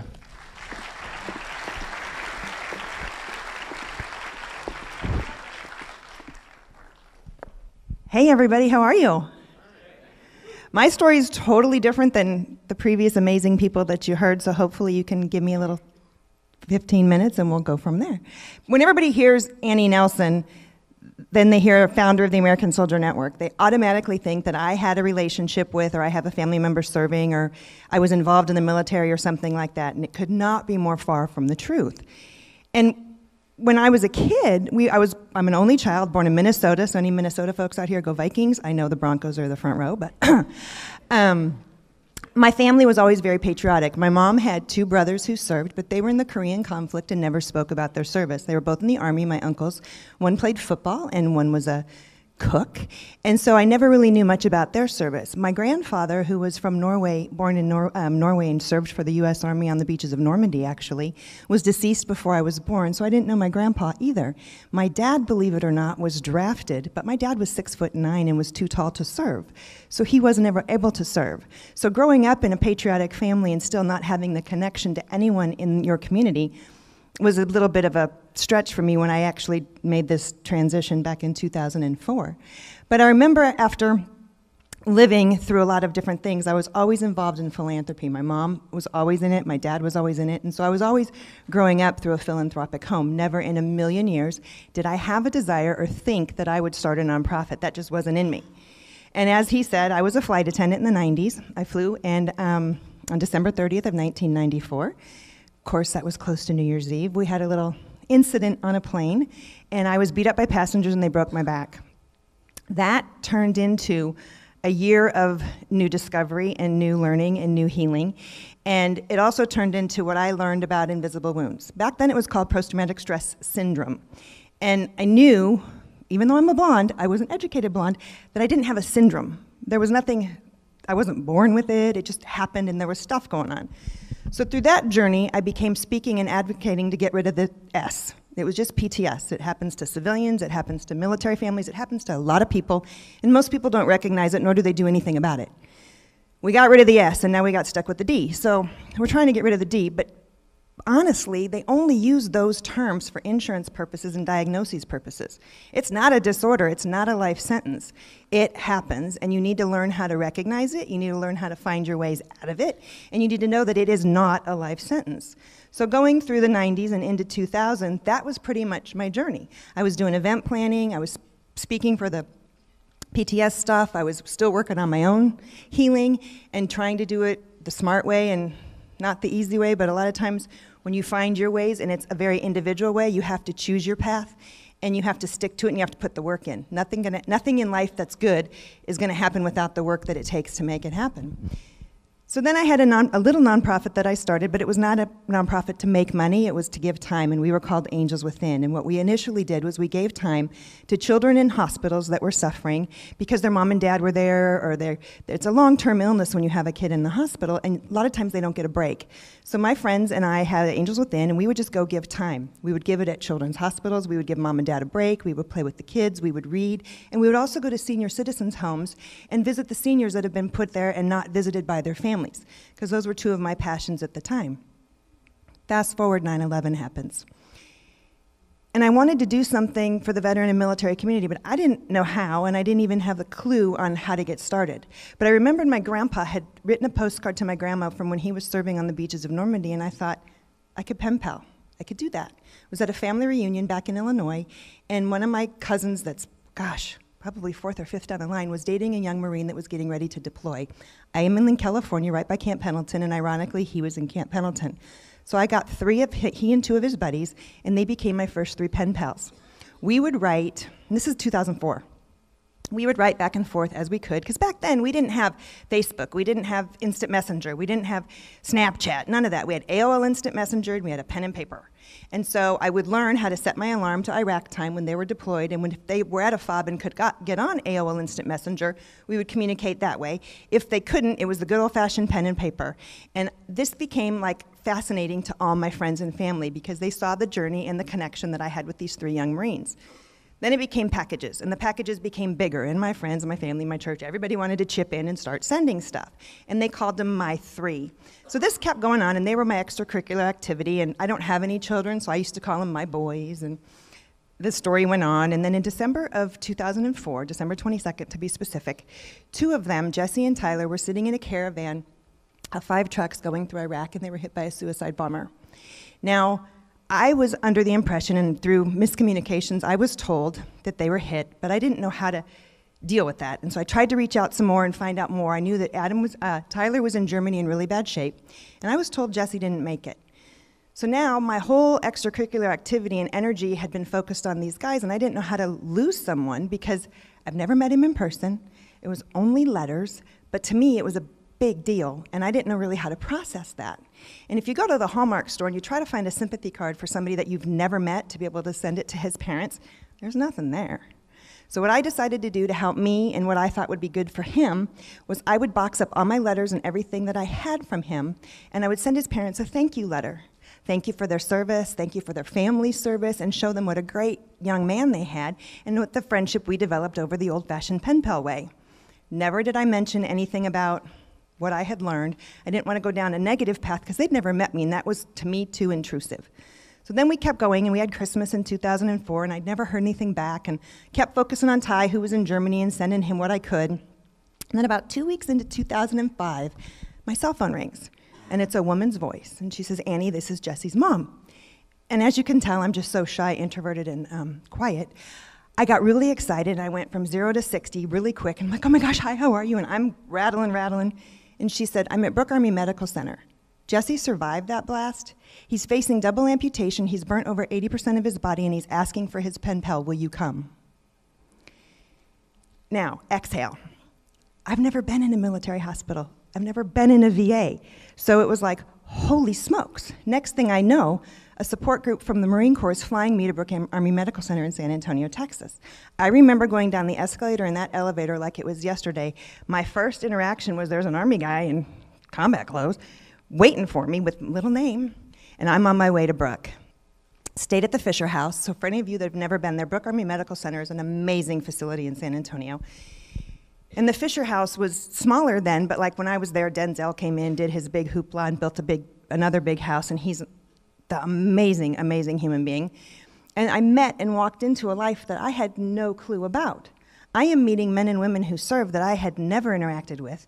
And back in 2004, and this was 2005 now, most of you know, back then we weren't bringing a lot of injured women home because we didn't have a lot of women on the front side, downrange. It was men. So predominantly my first experience and my first immersion, I guess you would say, was with men that were wounded.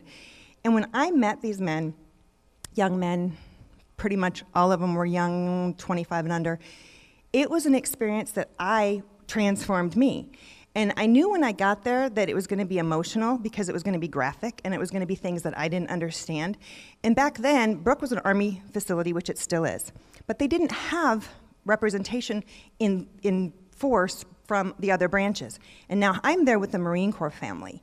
So there were things that were happening not to anyone's ill will, but paperwork was falling through the cracks. And so here's me, outsider, knowing nothing about protocol, not a family member, and I was getting irritated that some things were happening to my Marine friends, and so I would kind of get kind of loud and nice, but kind of forceful, and they named me the Bullhorn for the Brave, because I started to see things as an outsider looking in that were falling through the cracks. And so that's where the journey started. And when Jesse and I were down there, little side note today, he is a single-leg amputee. He's amazing. He's married with 3 children, living in Illinois and living the life. So that's a happy note. Jesse and I would go visit other Marines, because y'all kind of stick to your own. And we would bust into rooms. Like, they don't knock. They just, like, bust on in. So I'd be right behind his wheelchair, and we'd bust into some guy's room, like, hi, how you doing?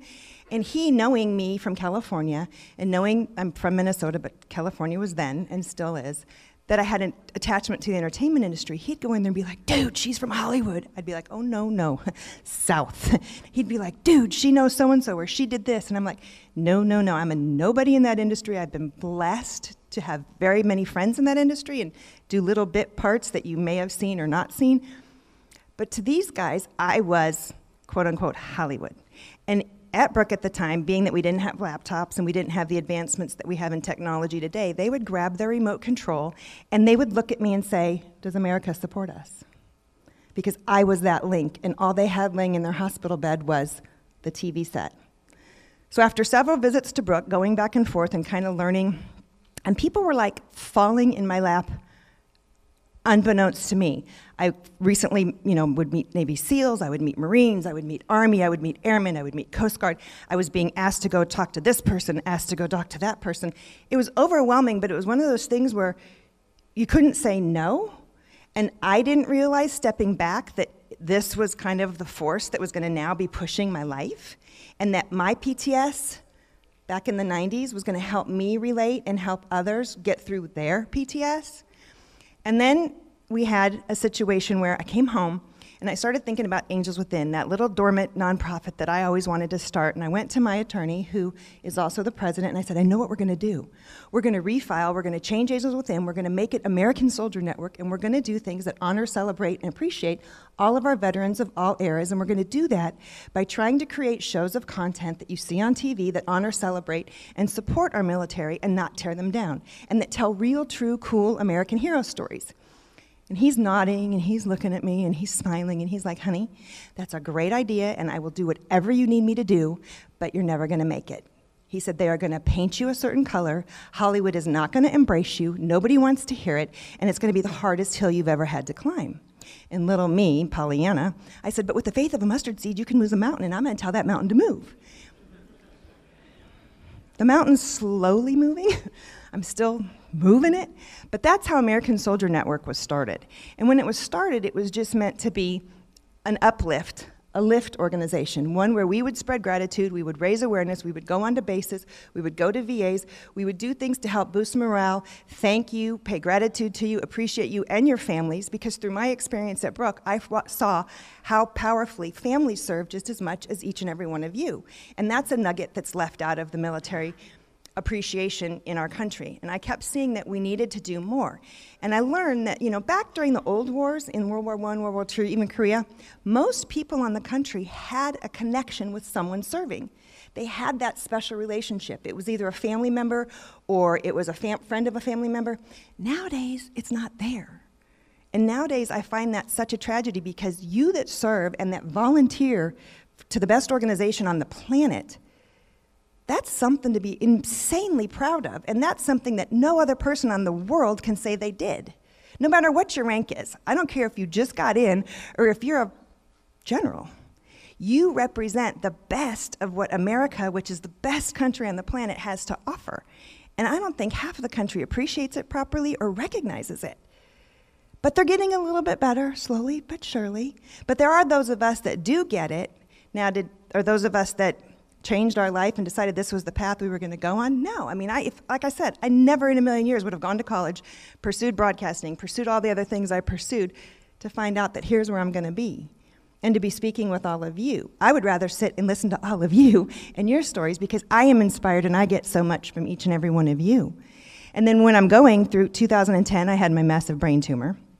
That 6.5 centimeters, when I woke up, I looked like I had a stroke. I'd lost my face, I lost my voice, I had no eye, I couldn't speak, I had a straw hanging out of my mouth, and I was huge, because the meds they give you make you gain a ton of weight.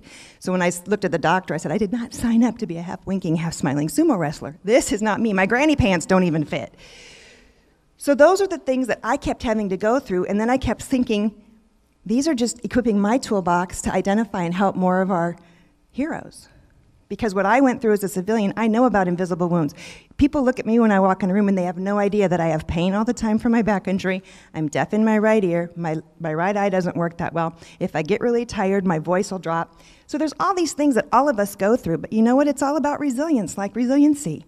It's the ability to get back up. And we're all dealt a different deck. Every single seat in here has something that you're going through, whether you admit it or not, to the extent it is, or to the intensity that it's in your life. But stay mission-focused and create your own personal mission and live outside whatever you think you're going through. Yes, you're in the Air Force. Yes, you're in the military. That's a part of you. But what's the part of you that really makes you tick and really ignites you and really is going to get you on fire for something, to do something more and leave your legacy while you're here on the planet? Because everyone in this room has the ability to leave a legacy. You just need to find it. Thank you. Thank you so much, Ms. Nelson. I'm a hugger.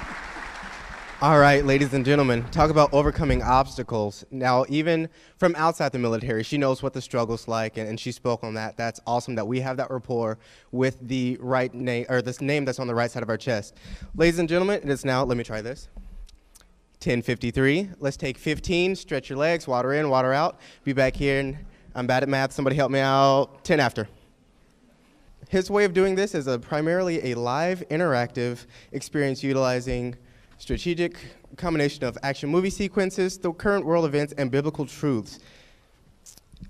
He does this in a manner that has fire team-sized groups that discuss what's really going on in men's lives. In 2017, he rolled out Who Has Your Six, which is a video series designed for the Army Chaplain Corps, which has over 1,900 chaplains worldwide to combat soldier isolation, domestic violence, and alcoholism, and the ever-escalating suicide rate. Ladies and gentlemen, Mr. David Dusek.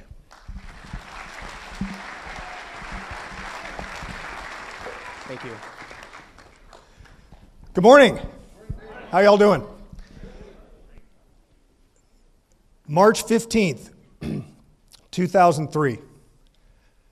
My marriage was over. I walked into my house, furniture was gone, wife was gone, 2 little kids were gone.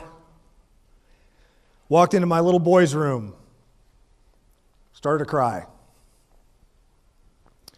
All I saw on the carpet were the 4 holes, the indentations from where his bunk bed used to be, and 1 little Lego. It was over. I got in my car, I started driving. Lived in Brandon, not too far away.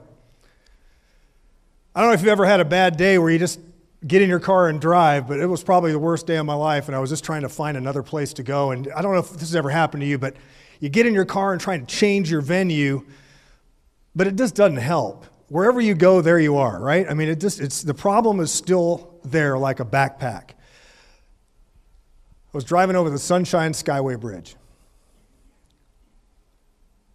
I don't know if you know much about the Skyway Bridge, but across the top of that Skyway Bridge, there are crisis intervention phones. And the thought of pulling my car off onto the shoulder and going over the rail was pretty strong. Call it divine intervention, call it whatever you want, but for some reason I did not park on the top of that bridge, and I went over the other side, remembering her last words to me as she left the state of Florida and moved my family to Seattle, Washington, said, "I hate you, I hate Florida, and if you ever want to see these kids again, you're going to have to move to the Pacific Northwest," which to me was a death sentence. If y'all ever been there, it rains like 325 days out of the year. Like, I ain't going there. I'm a Florida cracker. It's not happening. I'm not sure how this all went down, but for some reason, she moved back. Now, by this point, I am remarried,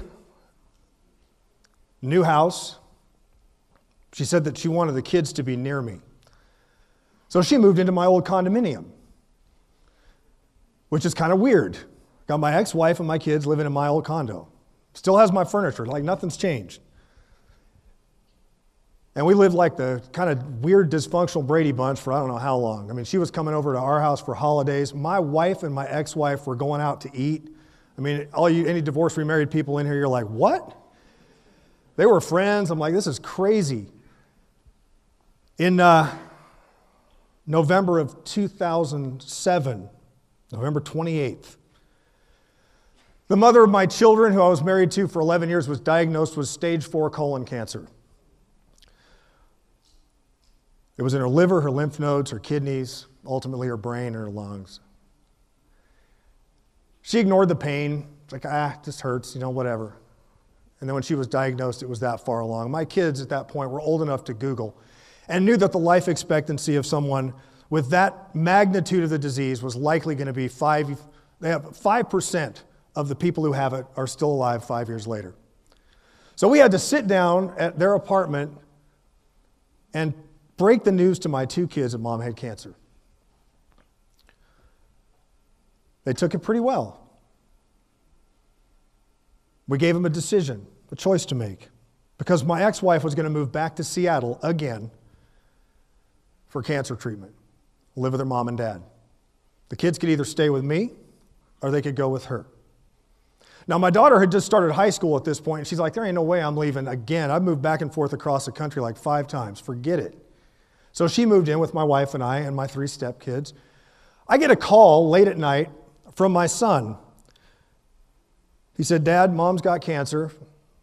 She's going to Grandma and Grandpa, live with Grandma and Grandpa for treatment, and I'm going to go with her. And I remember getting that phone call on November 28th, 2007. I took my phone and I folded it up because it was a flip phone back then.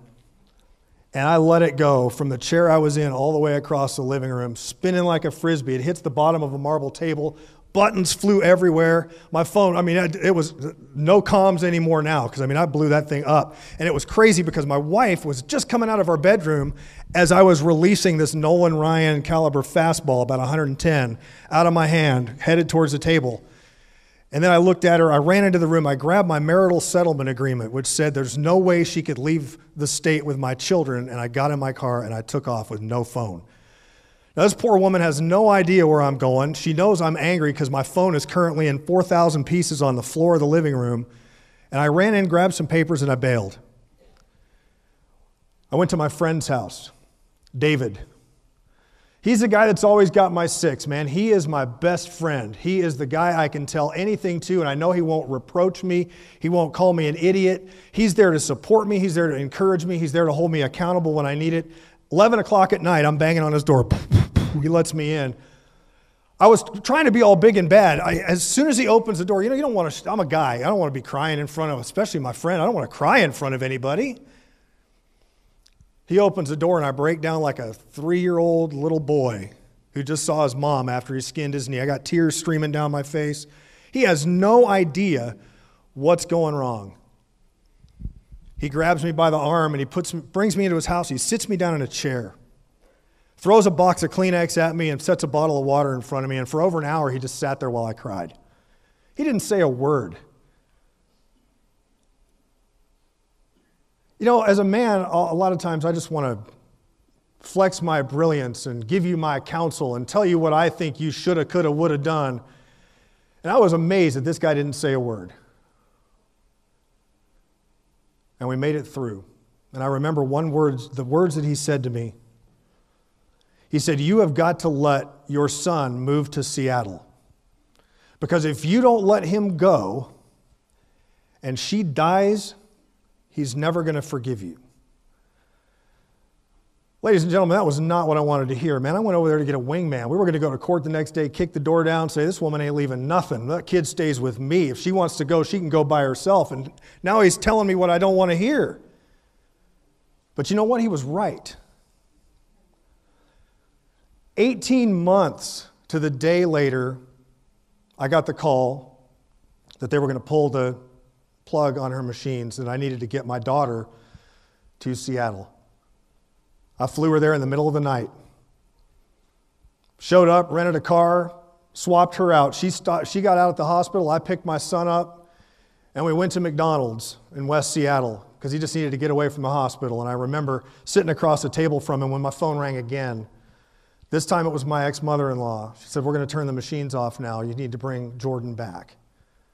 I looked at him. I said, "You ready to go back to the hospital?" He said, "Daddy, I came here to say, I already said everything I got to say to Mom." And I remember him saying, I don't want to go. I'm done. Can we just go back to Grandma and Grandpa's house now? What was funny about it is, I don't know if you're familiar with Seattle, but there's a big old bay right in the middle of it, and it takes days to drive around it, but only about 45 minutes to take a ferry across. We were right next to the ferry to go to his Grandma and Grandpa's house. I said, "You want to take the ferry?" He said, "No, Dad, I want to drive." So for 2.5 hours, I went through the 4 stages of grief with my son, banging on he beat the snot out of that rental car. Man, it was messed up by the time the trip was over. He's crying, he's yelling, he's punching the dashboard. Then he got on an airplane and came home to live with me. First Sunday he was home, we were all out of the house. He stayed there by himself.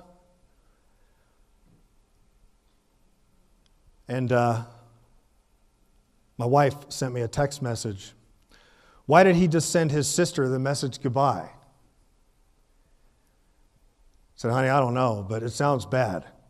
I think he's going to hurt himself. You need to get back to the house right now. If I go back there and walk in and find my son on the ground, I'm going to be laying there with him. You need to do something." She got there, waited for the police. They opened the door. Thankfully, he was alive, in the kitchen looking for a knife. Police asked, "Son, do you want to hurt yourself?" And he said, "Yeah, I do." So they Baker acted him. For 72 hours, they took his belt, his shoelaces, everything else. They put him in the back of a police car, and they put him into suicide watch in a psych ward. As I watched that police car pull away, I was sitting in the exact same chair I had been in 18 months earlier when I launched that phone across the room. And I broke down again. My little boy was trying to kill himself, and there was nothing I could do. And my wife came over to me, and she looked me right in the eye, and she said 2 words to me: call David. You see, my wife knows that, ladies and gentlemen, I married way above my pay grade. I tell people all the time I kind of outpunted my coverage when I married this woman. I don't know why I deserved her, but I'm blessed with her. She's amazing. But even she knows that there are times when, although she could handle the circumstances, she's probably not the right person for the job, and she just knows that I need that battle buddy. I need that wingman. I need that guy who I can pick up the phone at 2 o'clock in the morning and know without a doubt he's going to answer.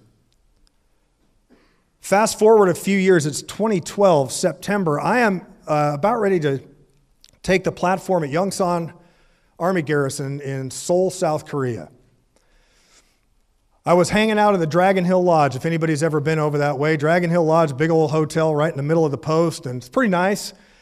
But if you know anything about being overseas, posted up somewhere outside of continental United States, you've got AFN, right, on TV, and there's usually about 4 channels. None of them you're interested in watching. Every single time I would see the same ad with the Sergeant Major of the Army, because it was this big push against suicide. 2012 was a horrible year, especially in the Army, for suicide. And the Sergeant Major of the Army is on TV. He says, you know what, if you know somebody or if you're thinking of hurting yourself, call this 800 number. Really led me to start studying suicide in the military. And I found out a couple of things. 60% of men and women had considered or even attempted suicide prior to enlistment or commission. 60%. Then I found that 80% were male. Over 90% were under the age of 45. And 59.7% had never served a minute's time downrange. No OIF, no OEF, no contact with the enemy, never been deployed. I'm like, what? How is that possible? Because the news keeps telling me, it's all PTS. It's all combat related. I got 6 out of 10 people that are attempting or taking their own lives, and they've never seen combat. So I went and researched a little bit more, and I discovered that in January of 2014, there was a guy that took his life, and he was a military spouse, took his life at Fort Hood. There was another kid in December of 2014 at Fort Campbell, 101st Airborne. First few weeks on the job, didn't know anybody, brand new post, just out of basic training and school. Christmas party on the edge of a river, got a brand new Camaro. Got into his Class A uniform in his brand new Camaro, went to the battalion-wide or brigade-wide picnic, drove down the boat ramp into a frozen river, killed himself. No friends, new to the post, never served a minute's time in combat.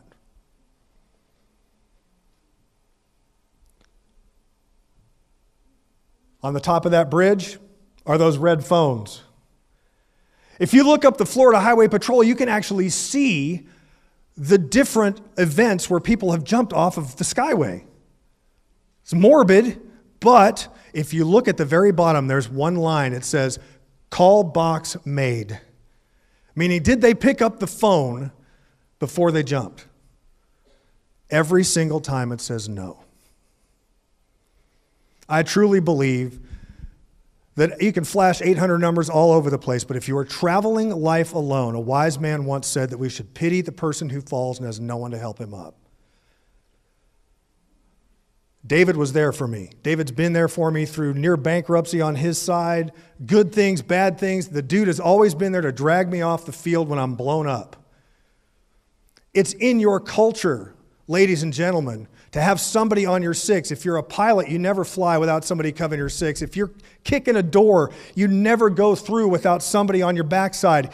Never. Yet in life itself, we go through life isolated and alone. And isolation doesn't just lead to suicide. It leads to addiction.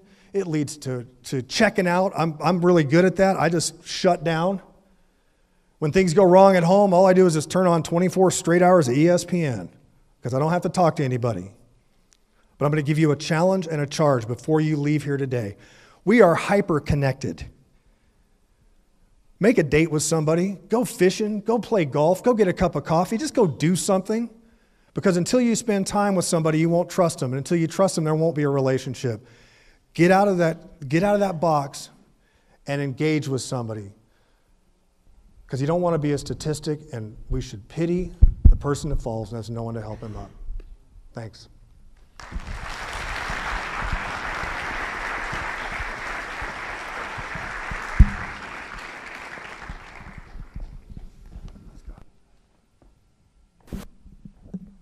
All right.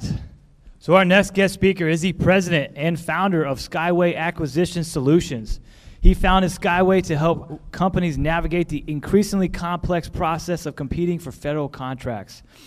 He is also well respected in contracting community for his presentations, his training skills, and his ability to break the complex competitive source selection process into clear, actionable processes. He also has a free government podcast, also showcasing some of his leadership styles. So without further ado, can I get a round of applause for Kevin Jans? Thank you. Good morning, late morning. So I was given blood a while ago, and when you're given blood, you're sitting there, you're kind of the captive audience, right? So I pull up my phone. It's one of the few times I get a chance to scroll through Facebook, and I see these memes. Who has time to do these things? I don't know, but there are lots of different memes, right? And what was interesting is that one of them was a picture of someone in an office with their hands on their head, and it said, "When you're the leader, everything is your fault." That's true, but it was really a cynical perspective on that. And it bothered me that I don't know what the message they were trying to send, but it made me think about fault. Why are we talking about fault? So what if we spun this? What if we spun this more about the idea of if everything is your fault, that means you're influencing everything. You're all in on all the pieces of the organization you're leading, whether it's a flight or a wing or a squadron or just your family, you have to be all in, right? So leading is what you are doing. But the reality is, if you're looking at it from that cynical perspective and you're afraid of being at fault, you're really just instructing. So I realized when I was in the early days of my leadership experience, we all go through, we get better at being a leader. And what you realize is that when you're afraid of being at fault, when you're afraid of it being your fault, you tend to instruct. You say, do these 10 things. Don't screw them up. Because if you don't do it right, it's my fault. It's a very limiting perspective to the way you look at leadership. Now, instruction is part of leadership. That's why it's in the corner here. It's part of the box. But if you look at it as the defining factor, everything is my fault, it's going to limit you. So instead, I looked at, okay, let's flip this around. What are the axioms that you can look at to say these are the ways we can actually use leadership to be more positive? Think, what can we enable? How can we multiply what we're doing? How can we take this as an opportunity? Not a fault, not a risk, not a limiting factor, but say, how can I really influence a lot? And an axiom, by the way, is a generally understood principle that is usually self-evident. It's a fancy way of saying, it's like, oh, I get that. It's an aha moment, right? And these axioms are not my creation. They're ones I've curated them over years of screwing things up. There's a saying that a smart person learns from their mistakes, and a genius learns from other people's mistakes. And that's the beauty of some of these axioms. They apply everywhere. So the first one is purpose, meaning, and direction. It's actually 3 of them in one, right? Purpose is why you're doing it. Meaning is what you're doing. And direction is where you're going. Without those 3, organizations tend to just be full of busy people. If you don't know why you're doing it, you don't know what you're doing, you don't know what the direction is, you're going to get frustrated. The organization will get frustrated because guess what? You're going to set your own priorities. If you don't know where you're supposed to be going, you're going to be busy. And busy is not productive. Who's not busy? We're all busy, right? We don't want to be busier. We want to be productive. So purpose, meaning, and direction is about understanding how can you show as the leader. This is what you are, the axiom that you are pushing. These are the things that I'm responsible for as a leader. I need to give purpose, meaning, and direction so everybody understands what exactly, why we do it, what we're doing, and where we're going. Because otherwise, they're going to set their own culture. The second one, and I zip through these fast, I talk fast, I'm fully caffeinated. Second one is relationships. Relationships matter a lot. The reason for that is there's an Andy Stanley quote that leadership is getting things done through other people. Well, people, we relate. An organization full of people. So relationships that you have with people matter a great deal. And when we undermine relationships, we don't focus on them, and we just treat people as a box, they're just in a cubicle, it undermines the overall strategy of how they relate to you. So the time that we put into relationships, whether they're people that work for us, people that work with us, makes a critical difference in how much we can get done. And one of the things that I focused on the most in the relationships that I built is how can we multiply what we're doing as a group? To do that, you need purpose, meaning, direction. You start to multiply the impact of the purpose, meaning, and direction when you have strong relationships. Because a relationship, we'll put it in business terms, in organizational terms, it's the culture. Every organization has a culture. Again, whether you're at the wing level or at the squadron level or you're at your own family, there is a culture. The culture in my family, there's one rule. You will respect your mama. Again, not my idea. I heard it somewhere. But the simplicity of that, it's really easy to my kids can wrap their heads around that. That's our culture. So you set the culture. Here's the really frustrating part about culture. If you don't set one, it'll set itself. And it'll usually be full of things like gossip and people wondering what's the next step and people wondering where are we going, why am I here, and you end up with cliques and the relationships degrade. So watching the culture, leading the culture, setting the expectation of the culture is critical. And one of the ways that you do that, the third axiom, is the value of subtract, then multiply. It's very easy to add. We all add clothes to our closet. We add channels to our DVR. Netflix adds more and more shows that we can spend all of our time watching. It's kind of frustrating because they're good shows. But the idea of what can you subtract? And yes, you can't subtract. A lot of times you don't have the choice to subtract. You work in an organization, there are things you have to do. Well, you can subtract how much time you spend on Facebook. You can subtract how long it takes you to write an email, how many emails you write, how much time you spend in meetings. We can subtract. We can at least ask this question of what can I subtract and create, there's a reason that this slide is white space. That's what we're searching for. Because in that white space is creativity. It's where relationships are built. It's when you had the time to sit down and say, okay, what is our purpose, meaning, and direction? If you don't have white space, which you can create through subtracting, you're not going to have time to invest in things like going to your kid's baseball game. Those are the things that when as you add more things, time is a zero-sum game, right? There's only so much time. We allocate it. We can't create more of it. And what happens is when we add things to the pile, think of it's the stage, right? So you add a project, a task, whatever, and don't take anything else off, something will fall off of the tape. There's only so much room. And again, what I've learned by studying this kind of stuff and messing it up badly, what's falling off when you take on that second project or you take on some other major thing, what's falling off the back is an hour of sleep, that third day a week at the gym, that baseball game, date night with your spouse. You don't see it because it's way over there on the other side of the desk or the stage. But every time you add something, something's coming off. So ask this question, what can I subtract to multiply the things that I know are working? Fourth one, very simple concept, very, very difficult to do. Again, this is an Andy Stanley podcast. I take these from people under the rule of you learn from other people's mistakes much better than you learn from your own. But ask this question.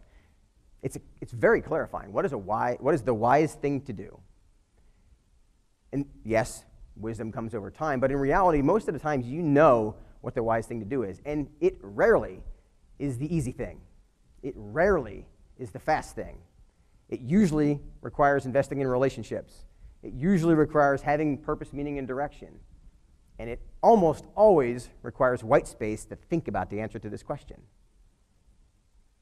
The times that I've slowed down and asked this question have been very, very gratifying, personally, professionally, whatever. And that's why I realized this works. That's why it's on this slide.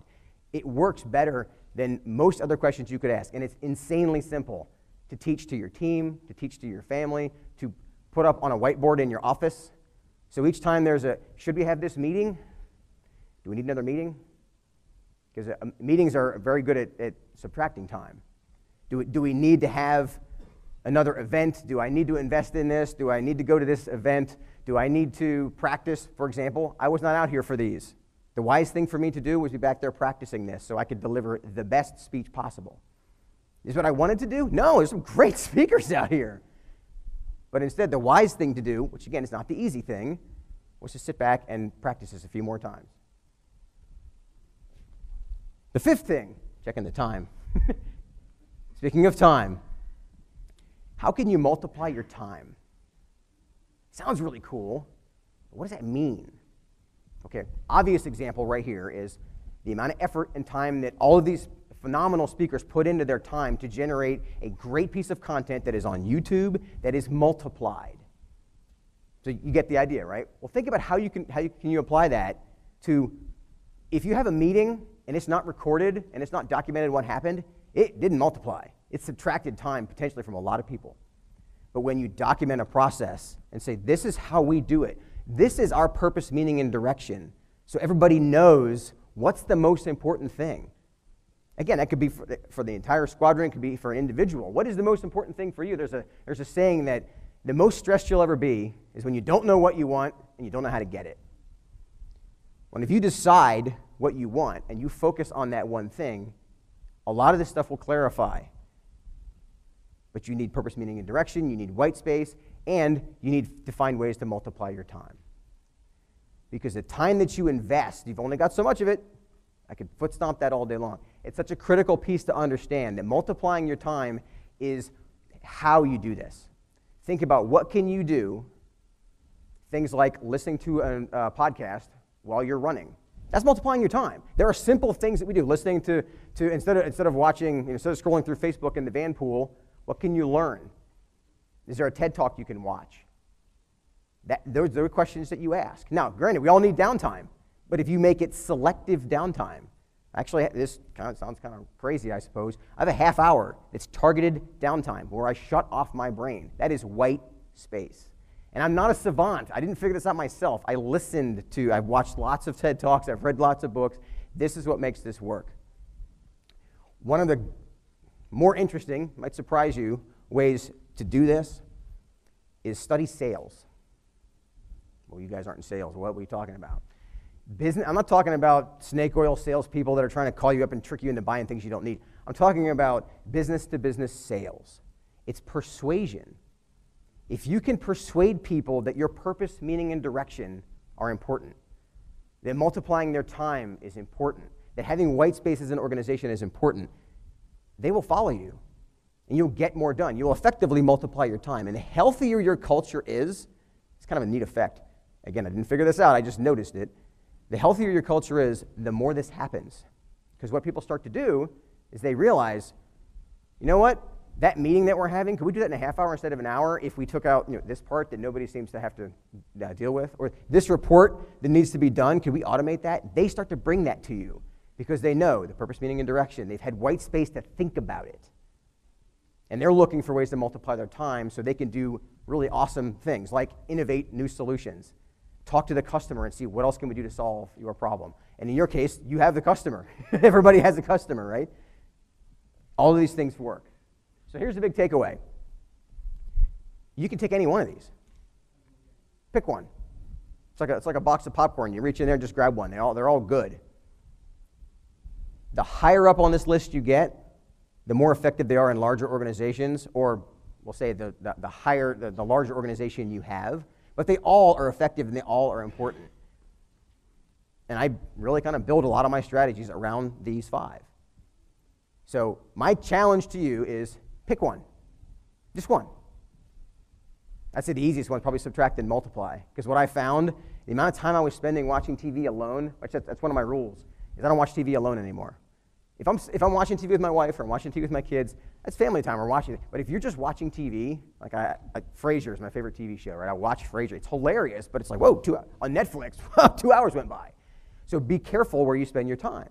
What can you subtract to give yourself white space? Because when you have white space, you suddenly have the ability to think. And in thinking comes innovation, creativity, and rest. Thank you. Thank you so much. Thank you. Ladies and gentlemen, how about that? Selective white space. You heard it here, Colonel Vogel, so I'm going to take that back to my workshop, see how that plays out for me.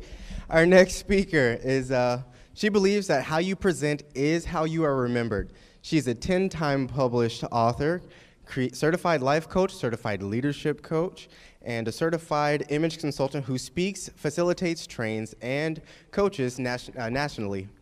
She has been recognized in the Tampa Bay Business Journal's Best in Biz and the top 10 business-oriented speaker at the top 4 or 5 consecutive years, and a businesswoman of the year. I can't speak. It's been a long day.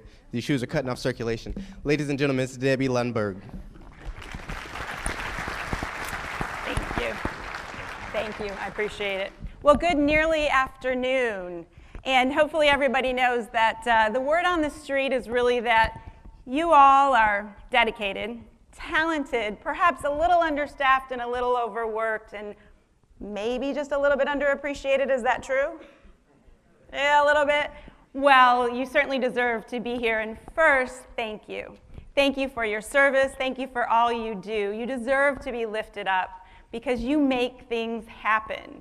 You really do. And when I was thinking about the honor of coming here to speak, it reminded me of what does inspire us. And it took me back to my undergraduate graduation. So it was a spring day somewhat like this, and I was pretty excited to go to the graduation. And I thought, wow, who am I going to hear from? And I looked and I saw that it was Lawrence Kasdan who was going to do the keynote address. And I thought, who? Lawrence Kasdan? Are there any Star Wars fans out here? Because you might know who that is. But I thought, who is that? And what am I going to learn? And you might have thought that when you heard my name and you found out I was going to speak today. You might have thought, who's Debbie Lundberg and what am I going to hear? And that's okay. So the point of the story of Lawrence Kasdan is he was asked to speak at the University of Michigan because in the 80s, long before his Star Wars writing credits and awards, yeah, the 80s, he wrote a book and directed a movie called The Big Chill. And it was all about the folks from University of Michigan who were his wingmen, so to speak, how he went through life and what happened through school and afterwards. And what he said that day, I took to heart and really thought about what he said. It was so simple and so powerful. He said, go, live fully, participate, pay attention to people and things. And I sat there in the big house and felt like he was talking only to me. And when I realized that what he said made so much sense, I followed it. And you know what? Before I delivered my very first commencement address, I wrote him. And I thought, this ought to be interesting, see what happens. But I wrote him to tell him that decades before, he impacted me and influenced me with that. And before I delivered my second commencement address, he wrote me back and said, thank you for letting me know how that impacted you. So I'm not here to tell you that the few minutes I have with you will necessarily change your life in the same way that Lawrence Kasdan did for me. But I'll tell you that I hope the words that are shared today with all of these terrific speakers shift you in some way. They positively impact your path and make a difference for you today and beyond. And what a great time it is to get to spend with you what I call you magnificent you. There are 5 things that are wonderful to share with you, and it's the perfect amount of time. You matter, you make a difference, you make mistakes, You make memories and you make choices. So, number one, you matter. Please know that not taking anything away from your service, because I appreciate it. Thank you for all of you for your service. Not taking anything away from that. You are now and always will be more than what you do. You are now and will always be more than your rank. You're you. You're a person. You're a brother, you're a sister, you're a friend, you're a mother, you're a father, you're a spouse, you're a partner, you're a colleague. And you matter. And when you realize that it goes beyond that and it always will, it dawns on us at some point that everybody matters.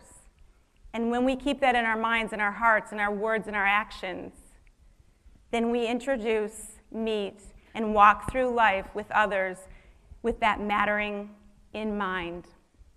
I'm thrilled to get to be, have been an honorary commander, and now on the advisory board for the 927th Air Refueling Wing. Anybody out there from the 927th? Woohoo, big shout out. All right. So it is an honor, and I love the fact that we learn so much in all of the opportunities. Right here sometimes in this theater on commander calls, and I remember the thought of colonels and generals saying to us and in educating us, and perhaps some of you, that reminder that says the person who fills out the paperwork is just as important as the person who services the plane. And that person who services the plane is just as important as the person who flies the aircraft. So it's not about someone being more important. It's that everyone's important, and that's what matters. So, number two. You make a difference. Oh, you do. The way you interact with people, the thoughts you have, the things you share, the way you engage and invite people or don't, it makes a difference. And as we go through deciding how we're going to engage with people, whether we do it consciously or not, it's all about how are we impacting people and the difference that we can make with that glance, with that smile, with the way that we interact. And when I think about making a difference, it's funny because getting to be an author and delivering commencements and keynotes throughout the country, it's part of what I do on a regular basis. But let's face it, that certainly wasn't always the case. My very first professional presentation came at the close of a summer from being an intern.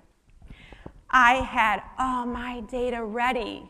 I mean, our former presenter may have been proud of me. I had all of the things that were ready. And when I got done with it, I sheepishly went up to the only woman who was in the room, the person who I looked up to, admired, and I really considered her a mentor. And I said to her, "So, how'd I do?" And she said flatly, "I don't know, because it's so hard to listen to you because you look so young and your voice is so squeaky." And she walked away. Can you imagine? And I left. That was my last day at that job. I left and went back to school, and I found myself, like you hear in so many of these very vulnerable and wonderful talks you've heard, feeling not enough. And I thought, I'm not going to raise my hand in class anymore. Maybe other people think that I'm just too young and squeaky. And it really started to change the way that I looked at myself, and it made me feel different. But then I thought, wait a minute. I don't want to feel this way. I want to feel different from this. And so I started asking people, how did I do, or have I changed? And people started telling me, you used to be excited and you used to call things out. What happened? And I decided that I was going to seek out different things. And so I did, and found those people, like you heard earlier, those 5 people, those 6 people, and I started saying things differently and looking at things differently. And you know what? In the end, yes, she made a difference, that woman who told me that. But all the others, it wasn't the negative, it was the positive difference that they made. And so while they both had that impact and that difference, they both allowed me to be stronger. So knowing that this idea of you make a difference, it does lift you up. Let it. Number 3, you make mistakes. Anybody made a mistake in here? Did anybody have anything go wrong this week? Shoot, you could have had something go wrong this morning, right? But the thing is we make these mistakes, but we are not the sum of all our mistakes. We are this accumulation of all of our attempts and all the things we learn from these mistakes and these challenges that we have. That's bigger than what we have done incorrectly. So the real question that we can ask ourselves and all of those who you're around is, when we do make a mistake, are we focused on the error, or are we focused on how to make it right, what we've gained from it, and minimally how to not make the same mistake again, right? So yes, we make mistakes. I can tell you that working for General Motors, which I did for 14 years, an assignment of mine came before there were algorithms for mapping, before there were all these programs for how to get from here to there. There was life before Google and Google Maps, by the way. Life before the internet. And I had this assignment. I wasn't a logistics major, but I had this assignment to take this huge map of the United States and to plot these distances for delivering parts to General Motors car dealerships. So I was so excited about it. I mean, I just jumped in. I was diligent. I even finished it quickly. I had all these push pins and all of these things. As you can imagine, I was thrilled.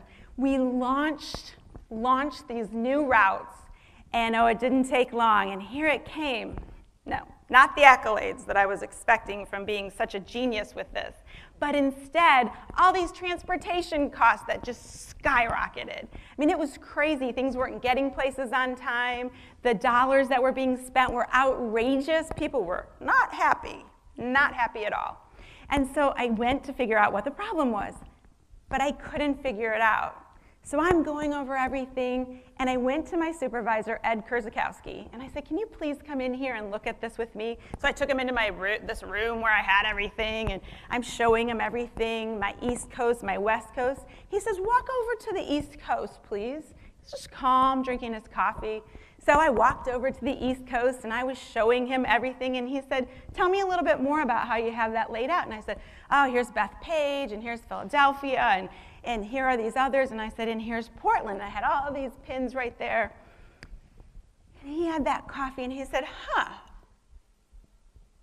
calmly, in a pretty soft but confident voice, he said, Deb, just so you know, Portland, at least within General Motors, is in Oregon. So I was bouncing things from Maine over to Oregon and back, and I was sending things from the East Coast to the West Coast. No wonder people were upset, and things weren't getting there on time. I thought I'd be fired. I thought, well, here we go. This isn't going to work. So I told him I would quietly and quickly pack up my things, and he said, no, you will not. I thought, uh-oh, what's now? And he said, you know what? He said, you're not going to leave. You're going to stay. And when you stay, you're going to do two things. You're going to correct these errors, and it's all going to work out. He said, and the second thing is, you will never make that same mistake again. So as predicted, I fixed the errors. I figured out that there were a couple of Portlands there, and it was a little bit humiliating, but a lot of learning there, and that mistake really allowed me to grow. So know that when you make these mistakes, they will ultimately lift you up. So number 4, you make memories. And as we think about the memories that we have, are we really living through what we're experiencing? You know, this is a memory right now, the very first LIFTx. There's this memory of what you're having happen today. You're already successful, and you're going to have so many more memories before your service is done. So I challenge you, are you going through them and checking the box? Are they blips and just blurs of what you're doing to get through things? Or are you really, truly present? Because sometimes it seems like if we don't post it or share it, it didn't really happen. When in reality, our minds and our heart, this is where our memories can live, and that's got to be enough for us. It really is being present and being in that experience is memory making and memorable, because at this point, it's different. So my grandmother is 95 years old, and I get to see her Notice get to. I don't have to. It's not that I should, but I get to see her a couple of times a month. And it's not the easiest path to get there. She lives about an hour away, and the residents where she lives love our rescue labs. So it's taking dogs there and getting through it. But after that hustle to get there, to walk in and see her face, and to see the other residents, and to have that engagement where they're really just enjoying. And it's not about proving that we did anything, it's about the experience of being together. Wow, what a memory we get to make. And so as I leave and go back through that process, it inspires to make more memories in the upcoming weeks and let being present be truly enough, because those are that story that we have. Now, number 5, you make choices. You chose to serve our country, thank you. You chose to join the branch of the military you did, and I know a lot of you are Air Force, so thank you. And even when we feel like we don't necessarily have a choice, we do, because it's right there in front of us. And when we think about the choices that we have and the choices that we make, how does that play out long term? Are we making the choices to serve now, to serve in the future, or a combination of those? As we make these choices, I think about, I chose to go away to school when less than 5 people left my hometown to go away to school, but I loved that. It was so much fun. I chose to work in a male-dominated industry for 14 years and head up legal and product delegation for the United States, Puerto Rico, Virgin Islands, not as a lawyer. You know, I chose to make a couple hundred skydives. I chose to, with the support of my husband, leave it all to retire at 34 and start a business on the cusp of a recession and have a ball doing it. So yes, we make these choices.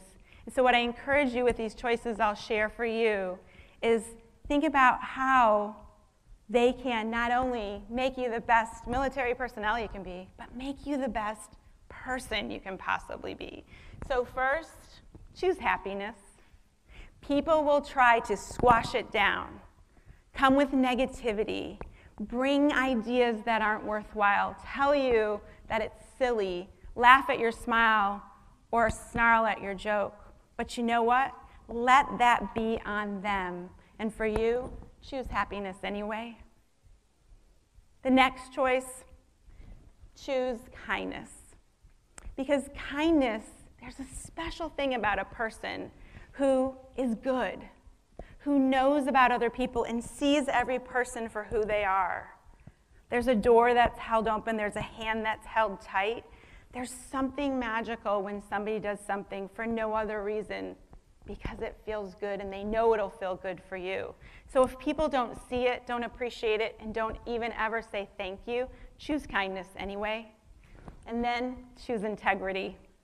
Integrity can seem so vast. It can seem like, oh my gosh, how do I do everything right? And sometimes people will try to get you off that north point of that compass that you have. They may tempt you to change and go against your beliefs or your morals or your values. But when that happens, even if you think, oh, couldn't I just take the easy way? Couldn't I take the shortcut? Look yourself in the mirror, face yourself, and choose integrity anyway. Now, choose collaboration. That one might sound a little strange. Notice I didn't say competition. I didn't say compromise, but collaboration.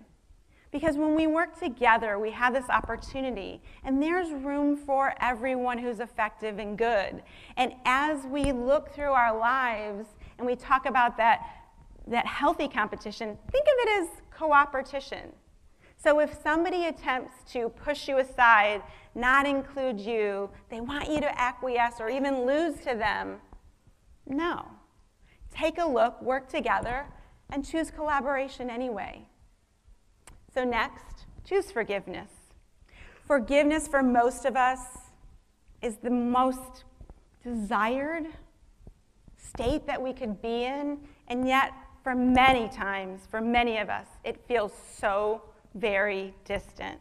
Because forgiveness is one of those things that we hear so many ideas on, so many thoughts, let it go, get over it.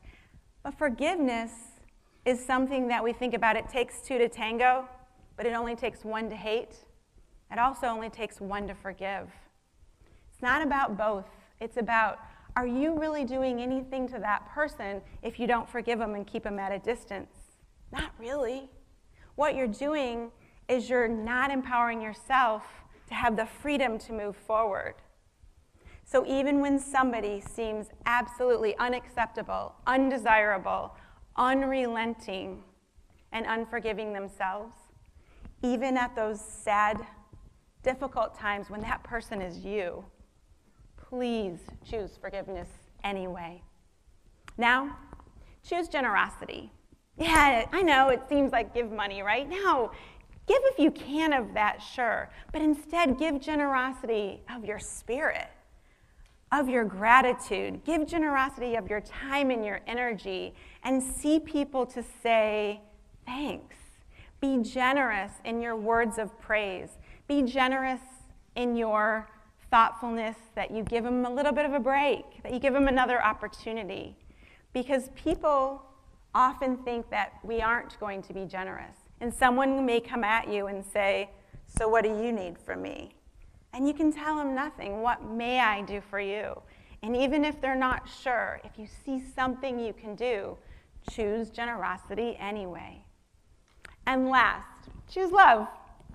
Choose love. Have an open heart, have an open mind. Give love freely and accept love, even if it's from someone or someplace that you don't expect. Because when we are able to let people know that we love not only others, but love the life we have, we show that gratitude, we show that appreciation, and we welcome people. So if you're faced with a family member, a friend, somebody who you work with, and you feel like, I don't know if we even like each other, that's okay. Choose to love them for what they can contribute. They might not ever feel as though they love you back. They might not act as though they hear it. They may never say, I love you too. But anyway, when you have that, please choose love anyway. So we have all of these things. You matter, you make a difference, you make mistakes, you make memories, and you make choices. And absolutely you are the magnificent you have, that you are, that you'll become.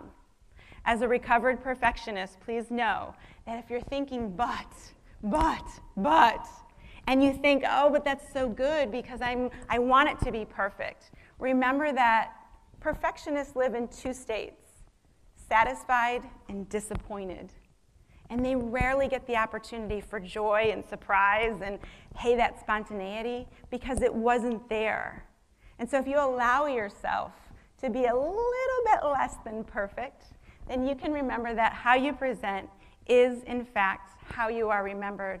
So present with that, because you did not join the military, the Air Force, serve our country, spend your time, energy, and possibly yourself fully because you wanted to come in here and be better than someone else.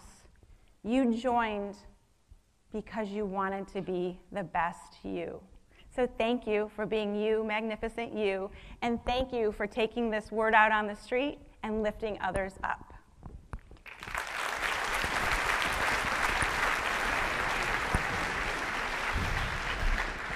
All right, so we are on to our last guest speaker. This individual is an inspirational survivor, speaker, and author. When United States Airways Flight 1549, or what is now called today the Miracle on the Hudson, ditched into the Hudson River back in January 15th of 2009. Despite the hazard to himself on that fateful day, the only thing this individual thought was only helping others, and emerges from the wreckage with a mission to encourage others to do the right thing.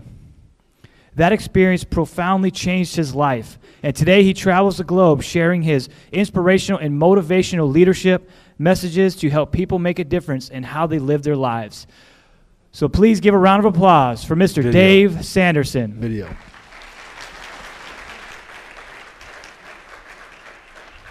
There we go.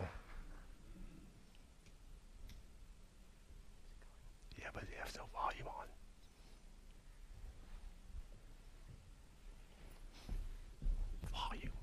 Board survives. U.S. Airways Flight 1549 had just taken off from LaGuardia Airport in Queens for Charlotte, North Carolina, when it apparently hit a flock of birds, knocking out both of the plane's engines. Cactus 1539 hit bird. Cactus 1529, turn right 280, you can land runway 1 at Teterboro. We can't do it. We're going to be nuts. Even without power, though, the pilots managed to maneuver the Airbus A320 northward over the Bronx, make a sharp turn south, then follow the Hudson River alongside Manhattan Island, losing altitude along the way, and finally coming to rest on the river. The plane then skimmed across the water 100 yards or more before coming to a rest just off Midtown Manhattan. Many passengers didn't think they'd make it. One man turned his cell phone on so his body could be found through the phone's GPS. A woman left a message for her husband. Tell the kids I love them. Joining me now is David Sanderson. He was one of the last passengers out of the plane. I understand you were actually in the plane after it landed for 7 minutes. Was it filling up with water? Yeah, once we got everybody out, I stood in the plane to make sure everybody was out. And it was filling up pretty rapidly, and it got up to about waist level. And then when everybody was out in the lifeboats, I then stepped out on the edge there, and it was about knee deep at that point, and I just jumped in and started trying to swim to the first boat I could find. Chesley B. Sullenberger III, a former fighter pilot, used 40 years of experience to somehow land the powerless plane on the icy waters of the Hudson River, a feat that's being called a miracle. David, take me inside the plane. Take me inside as this plane impacts on the water. What was going on inside? It was stone quiet in there, which was amazing to me because I don't think anybody cross-referenced what was going on. And I think that was a saving grace. And I just want to say, I admire your skills, but I honor the way you managed your state. And now I do listen to the flight attendants every flight. Yes. I know exactly where everything is. Yes. I know exactly where the exits are. And I know where that life preserver is. I'm really proud of a dear, dear friend of mine by the name of Dave Sanderson. Every one of us got a hero inside. Every one of us has a capacity in the most difficult times to find our strength. And it's nice to see a miracle on the Hudson and know that part of that miracle was an extraordinary pilot, and another part of that was a dear friend who, even when he could barely function, made sure other people's lives were being saved and supported.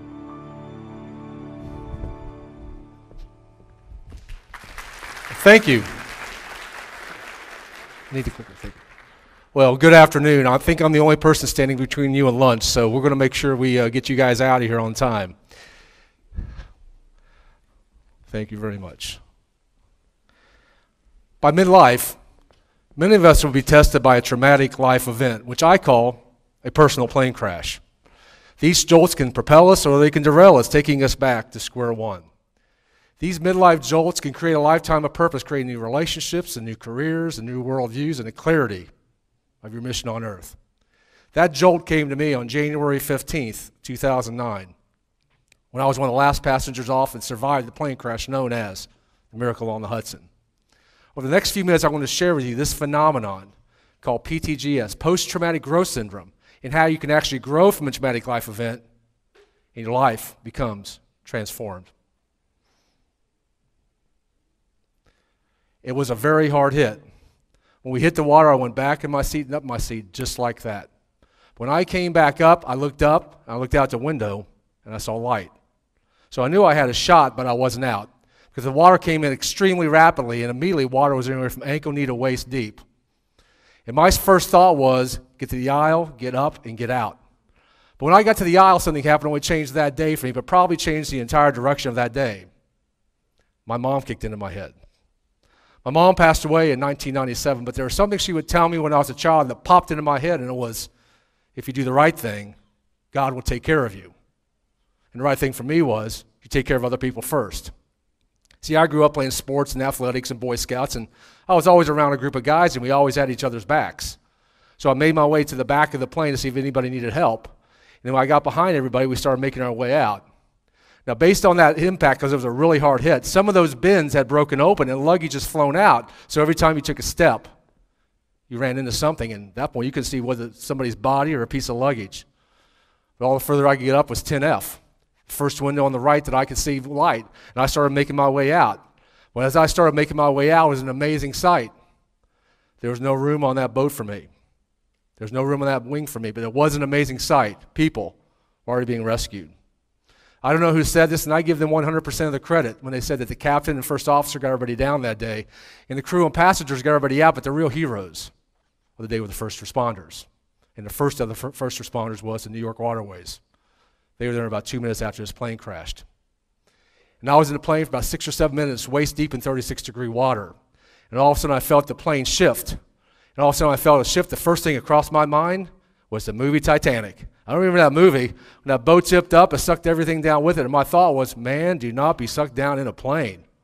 You're this close to getting out of here. So I thank my mom and my dad. Because if they hadn't given me swimming lessons when I was a child, I may never been able to get off this plane. So as soon as I felt it, I jumped in and started swimming to the closest boat that I could find. It happened to be the end of that wing. Now, anybody here seen the movie Sully? A few people, I hope? Cool. If you saw the movie Sully, you saw the ferry they had, and they had a plastic ladder they rolled down. That's the kind of ferry that I went to. It had a plastic ladder. So when I got there, I got my backside sort of closer, and they're yelling, climb, climb, climb. I yelled up, can't. Then my mom started talking to me again. Because the word my mom hated most in life was the word can't. See, if you grew up in our house and you said, I can't, to my mom said, if you can't do it, you're going to do it. I figured out that my mother's worldview was, if you can't, you must. So I got one arm up. I felt somebody grab it. Got the other arm up. I felt somebody grab it. To this day, I do not know who these two gentlemen are. But they pulled me on one of those ferries and threw me on it. And that's when my life started to change. Back when I was first in business, I did something back then that candidly, I didn't know whether it was smart or not, but it turned out to be one of the smartest things I ever did. I found that mentor. That person with that 50 or 60 years of experience, and you can compress their decades of experience down to your days of execution. And my first mentor's name was Bill. Now, when I first met Bill, Bill wore a flannel shirt and drove a pickup truck. That's all I knew about Bill. But as I got to know Bill, I found out that Bill owned 80 movie theaters through North and South Carolina. Bill was a multimillionaire. Bill was the Sam Walton of Charlotte. And he took me under his wing. And one day I called Bill. I said, Bill, hey, how does somebody become a leader? And he gave me one of those bits of wisdom like only these guys and gals can do. He said, if you want to be anything in your life, put yourself around the peer group that you want to be like. They will elevate you to that standard. Yeah, you got to remember, I'm pretty young right now. And I'm like, how can I fast track this thing, man? Let's go. I said, I can sign up for a business seminar in San Diego, California. I paid $4,000 to sign up for this business seminar. My wife thought I was nuts. We were having our first child. She said, you're going to spend $4,000 to go to some seminar and jump up and down? I said, yeah. So I went to this seminar in San Diego, California. And I got there, I looked at the agenda, and one of the things on this agenda was a thing called a mission statement. Now, candidly, way back then, no one knew what a mission statement was, but you know what? I paid $4,000. I'm all in. So I got there. We got to that date. It was October 4th, 1994, and I write this. I, Dave Sanderson, see, hear, feel, and know the purpose of my life is to be happy, realizing I can accomplish anything I desire and have faith in my Creator, inspiring others to be the same. And I put it down. And the gentleman who was leading the seminar said, don't look at it for 6 to 9 months, just immerse yourself in it, right? I'm like, all right, I paid $4,000, I'm all in, I'm going to do exactly what this guy says. But 6 to 9 months later, I'm looking at him, I'm like, I'm a loser. I'm not doing any of this. And I can't tell my wife. But all of a sudden, January 15, 2009 comes, and that mission's realized. The Sunday after the plane crash, I went to my church. Now that Sunday, everybody wanted to talk to me. But there was one guy who really wanted to talk to me. The guy was in charge of men's breakfast. And he came up to me and said, Dave, will you speak at men's breakfast next Sunday? I said, no problem, man. 50 old guys eating pancakes? Got it. Walk in the park. Do it all day. I didn't know they invited half of Charlotte. 500-600 people show up, and they run out pancakes. Now I have hungry, angry Methodist on my hands. Anybody here a Methodist, right? If you're a Methodist, you better have food. It's not like the Baptists or Episcopalians or Presbyterians. You can run out of food all day long, but if you're a Methodist, you say you have food, you better have food. So now I've got a bunch of hungry, angry Methodists on my hands. So I go behind a curtain just like this one. And I go behind the curtain and say, God, give me something to say, man. Give it to me now. Deliver. And he gave me something to say. I got done speaking, and 2 men wanted to talk to me. One was from Wells Fargo, one was from Bank of America. They had people on the plane with me. I was cool with that. But also I look in the back of the room, and I see this elderly lady locking eyes with me, staring me down. And all of a sudden, she starts making her way up this aisle over here. She takes a hard left, comes up and interrupts this conversation, grabs my arm really tight. I'm like, whoa, what's she going to do? But then she looked me in the eye and said something that only changed that day for me, but changed the entire direction of my life. She looked at me and said, I was questioning if there really is a God. I don't believe in miracles, but you. You're a physical evidence that there's a God, and he does miracles. Thank you. Thank you. So let my arm go, walked away. I look at these two men. I've never seen two men cry like this in my life. My minister was behind me, looked at this, and I'm like what's going on? I wasn't putting things together, but all of a sudden, a few seconds later, it came to me. What happened to me on January 15, 2009, it now impacted somebody. Before she goes to her great beyond, wherever that may be, now believes there's a God who does miracles, because I am physical evidence. And that's the moment that sort of spurred me to say, how can I help people who've gone through challenging times? See, I've had the honor and privilege of going to places like Fort Hood in Texas. I went to Oklahoma after those tornadoes. I went to the eastern shore of North Carolina after the Hurricane Sandy. And this last fall, I got the opportunity to go down to Pompano Beach after Hurricane Irma. And I get a chance to talk to people. And one of the things I find out is this. People like me pretty much get taken care of. But often, those people who go through something like this go into a depressed state. But I didn't. And people kept telling me, well, you're going to have depression. You're going to have PTSD. You're going to need therapy. And I kept saying, but I didn't. What's the difference between me and them? And I started thinking all the ways of what I was doing, that what was different between me and other folks, whether they were on the plane or during a hurricane or wherever there was. What's the difference? So I started putting these ideas together. How can I help people through their traumatic life experiences? So 4 years ago, get up here. 4 years ago, I had the opportunity to be interviewed by AARP magazine. Now, candidly, I don't know why AARP wanted to talk to me. I knew nothing about AARP, and candidly, I thought I was too young for it anyway. But they called me and said, it came very apparent when they called me and said, we found out that you helped the American Red Cross raise over $8 million, and we want to know your strategies on how you grew from this thing called a plane crash, while so many other people went into depression or even worse, PTSD. So I agreed to do the interview. And during the interview, they shared this term called PTGS, post-traumatic growth syndrome. PTGS. It's how you grow from a traumatic life event instead of going to a depressed state.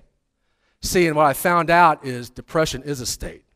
Depression is a state just like joy or happiness or hope. Depression is a state, and any state you can change just like that. So you can be happy one moment, right, and all of a sudden you're sad or devastated, and you can change it just like that by one of three ways. First way is through your physiology, the way you move your body. That is the fastest way to change your state, because once you get up and start moving and all these endorphins start changing in your body, your state changes. The second way is through your internal dialogue or the questions you ask yourself. And that's how I managed my state that day as the plane was going into the river. The questions I was asking myself. And the third way is through your power of focus. And that's the most powerful way to manage your state. This is how geniuses and true leaders get into intense focus. That's how they manage their state. See, the questions I was asking myself as the plane was going down, and I still do today, is how can I add even more value and enjoy the process? And enjoying the process is probably the most important part of that. So you can add value all day long, and you may not be enjoying it, so you're not happy. How many people every day do you see go to work?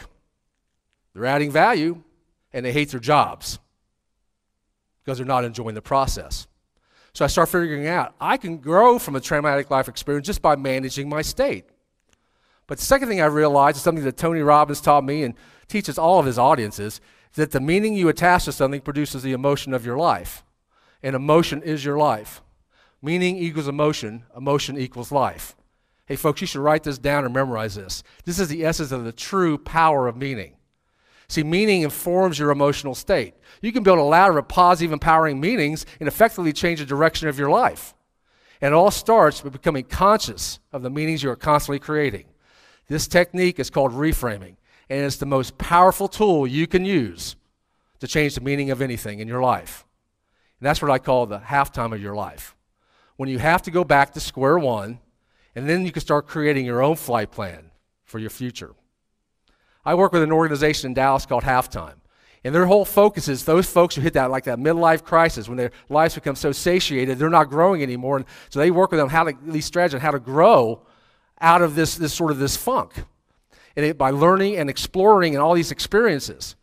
Because listen to me, this is one thing that I want you to get out of today. Everybody in this room and who is listening on this today and watching, everybody in this room is going to have a personal plane crash in your life. Something's going to happen, that moment when something's going to happen. And you're going to have to face and make a decision. And that's when growth and change starts to happen. See, things change, such as your relationships. That's when you stop focusing on your own personal significance and how you can add value to other people. Your careers change, where you may be working for a company or organization, and now you start working for maybe a non-for-profit or even an entrepreneur, so you can add value in a different way. And the third way is start growing your worldview. And that's what changed for me most after the plane crash. See, before the plane crash, probably a little bit after, I was pretty focused on myself. You know, I was pretty judgmental. I would judge people pretty quick. But all of a sudden after the plane crash, I started realizing it's like, why am I judging people so quick? I have no basis to judge people. I don't know their backstories. And all of a sudden I started realizing, if I don't know their backstories, how can I judge people? And as soon as I made that shift, I said, how many relationships in my life have I cut off?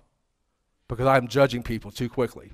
As soon as I made that shift, everything started to change in my life. And that's how I got to be with you today. That's why I get to travel the globe now doing what I do.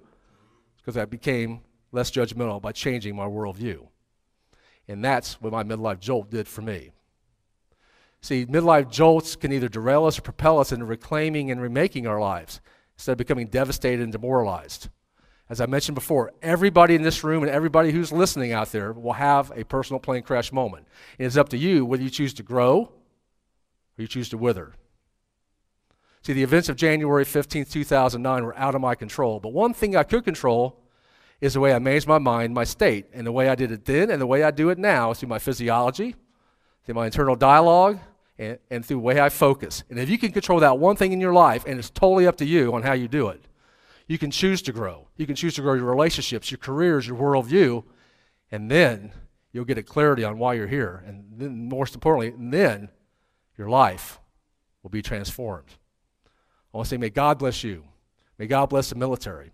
But most importantly right now, may God bless the United States of America. Thank you for having me today. Thank you. Thank you.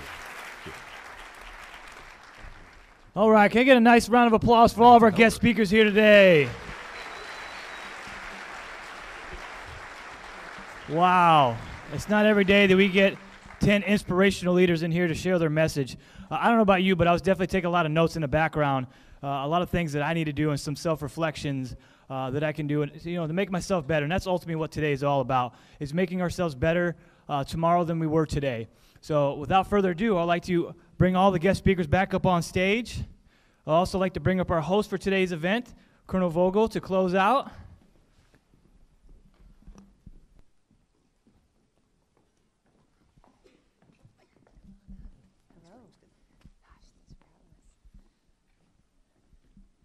Well, we have our guests coming up. Could we please just get one last applause for this amazing group of guest speakers?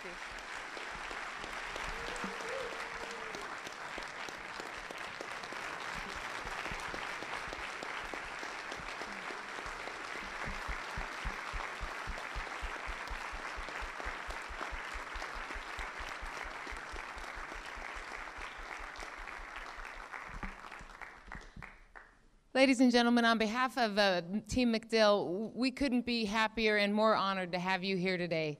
I told you all a little bit about today. It's our Wingman Day. We take a little bit of time to just spend focusing on ourselves, focusing on resiliency, focusing on anything other than work, to try and think about things other than the mission so that we can make sure that our folks are balanced. And what a spectacular array of stories, what a spectacular focus on the human weapon system, which is exactly what we have here. My time here at MacDill has been focused on exactly that, trying to make sure that our airmen are valued and that every day they come to work, they know that they're part of something bigger than themselves, but that we know we couldn't do the job without them. And you have been an absolute perfect example of what it is to make sure that we spend time focusing on that. So I just want to thank you for taking time out of your busy days to be here with us. We have a small token to give each and every one of you, but I just want to thank you from the bottom of my heart on behalf of myself, Colonel Pananon and Chief Sparks. We appreciate you, and you've given us a little bit of juice to put into our engines to continue what we do. Thanks very much.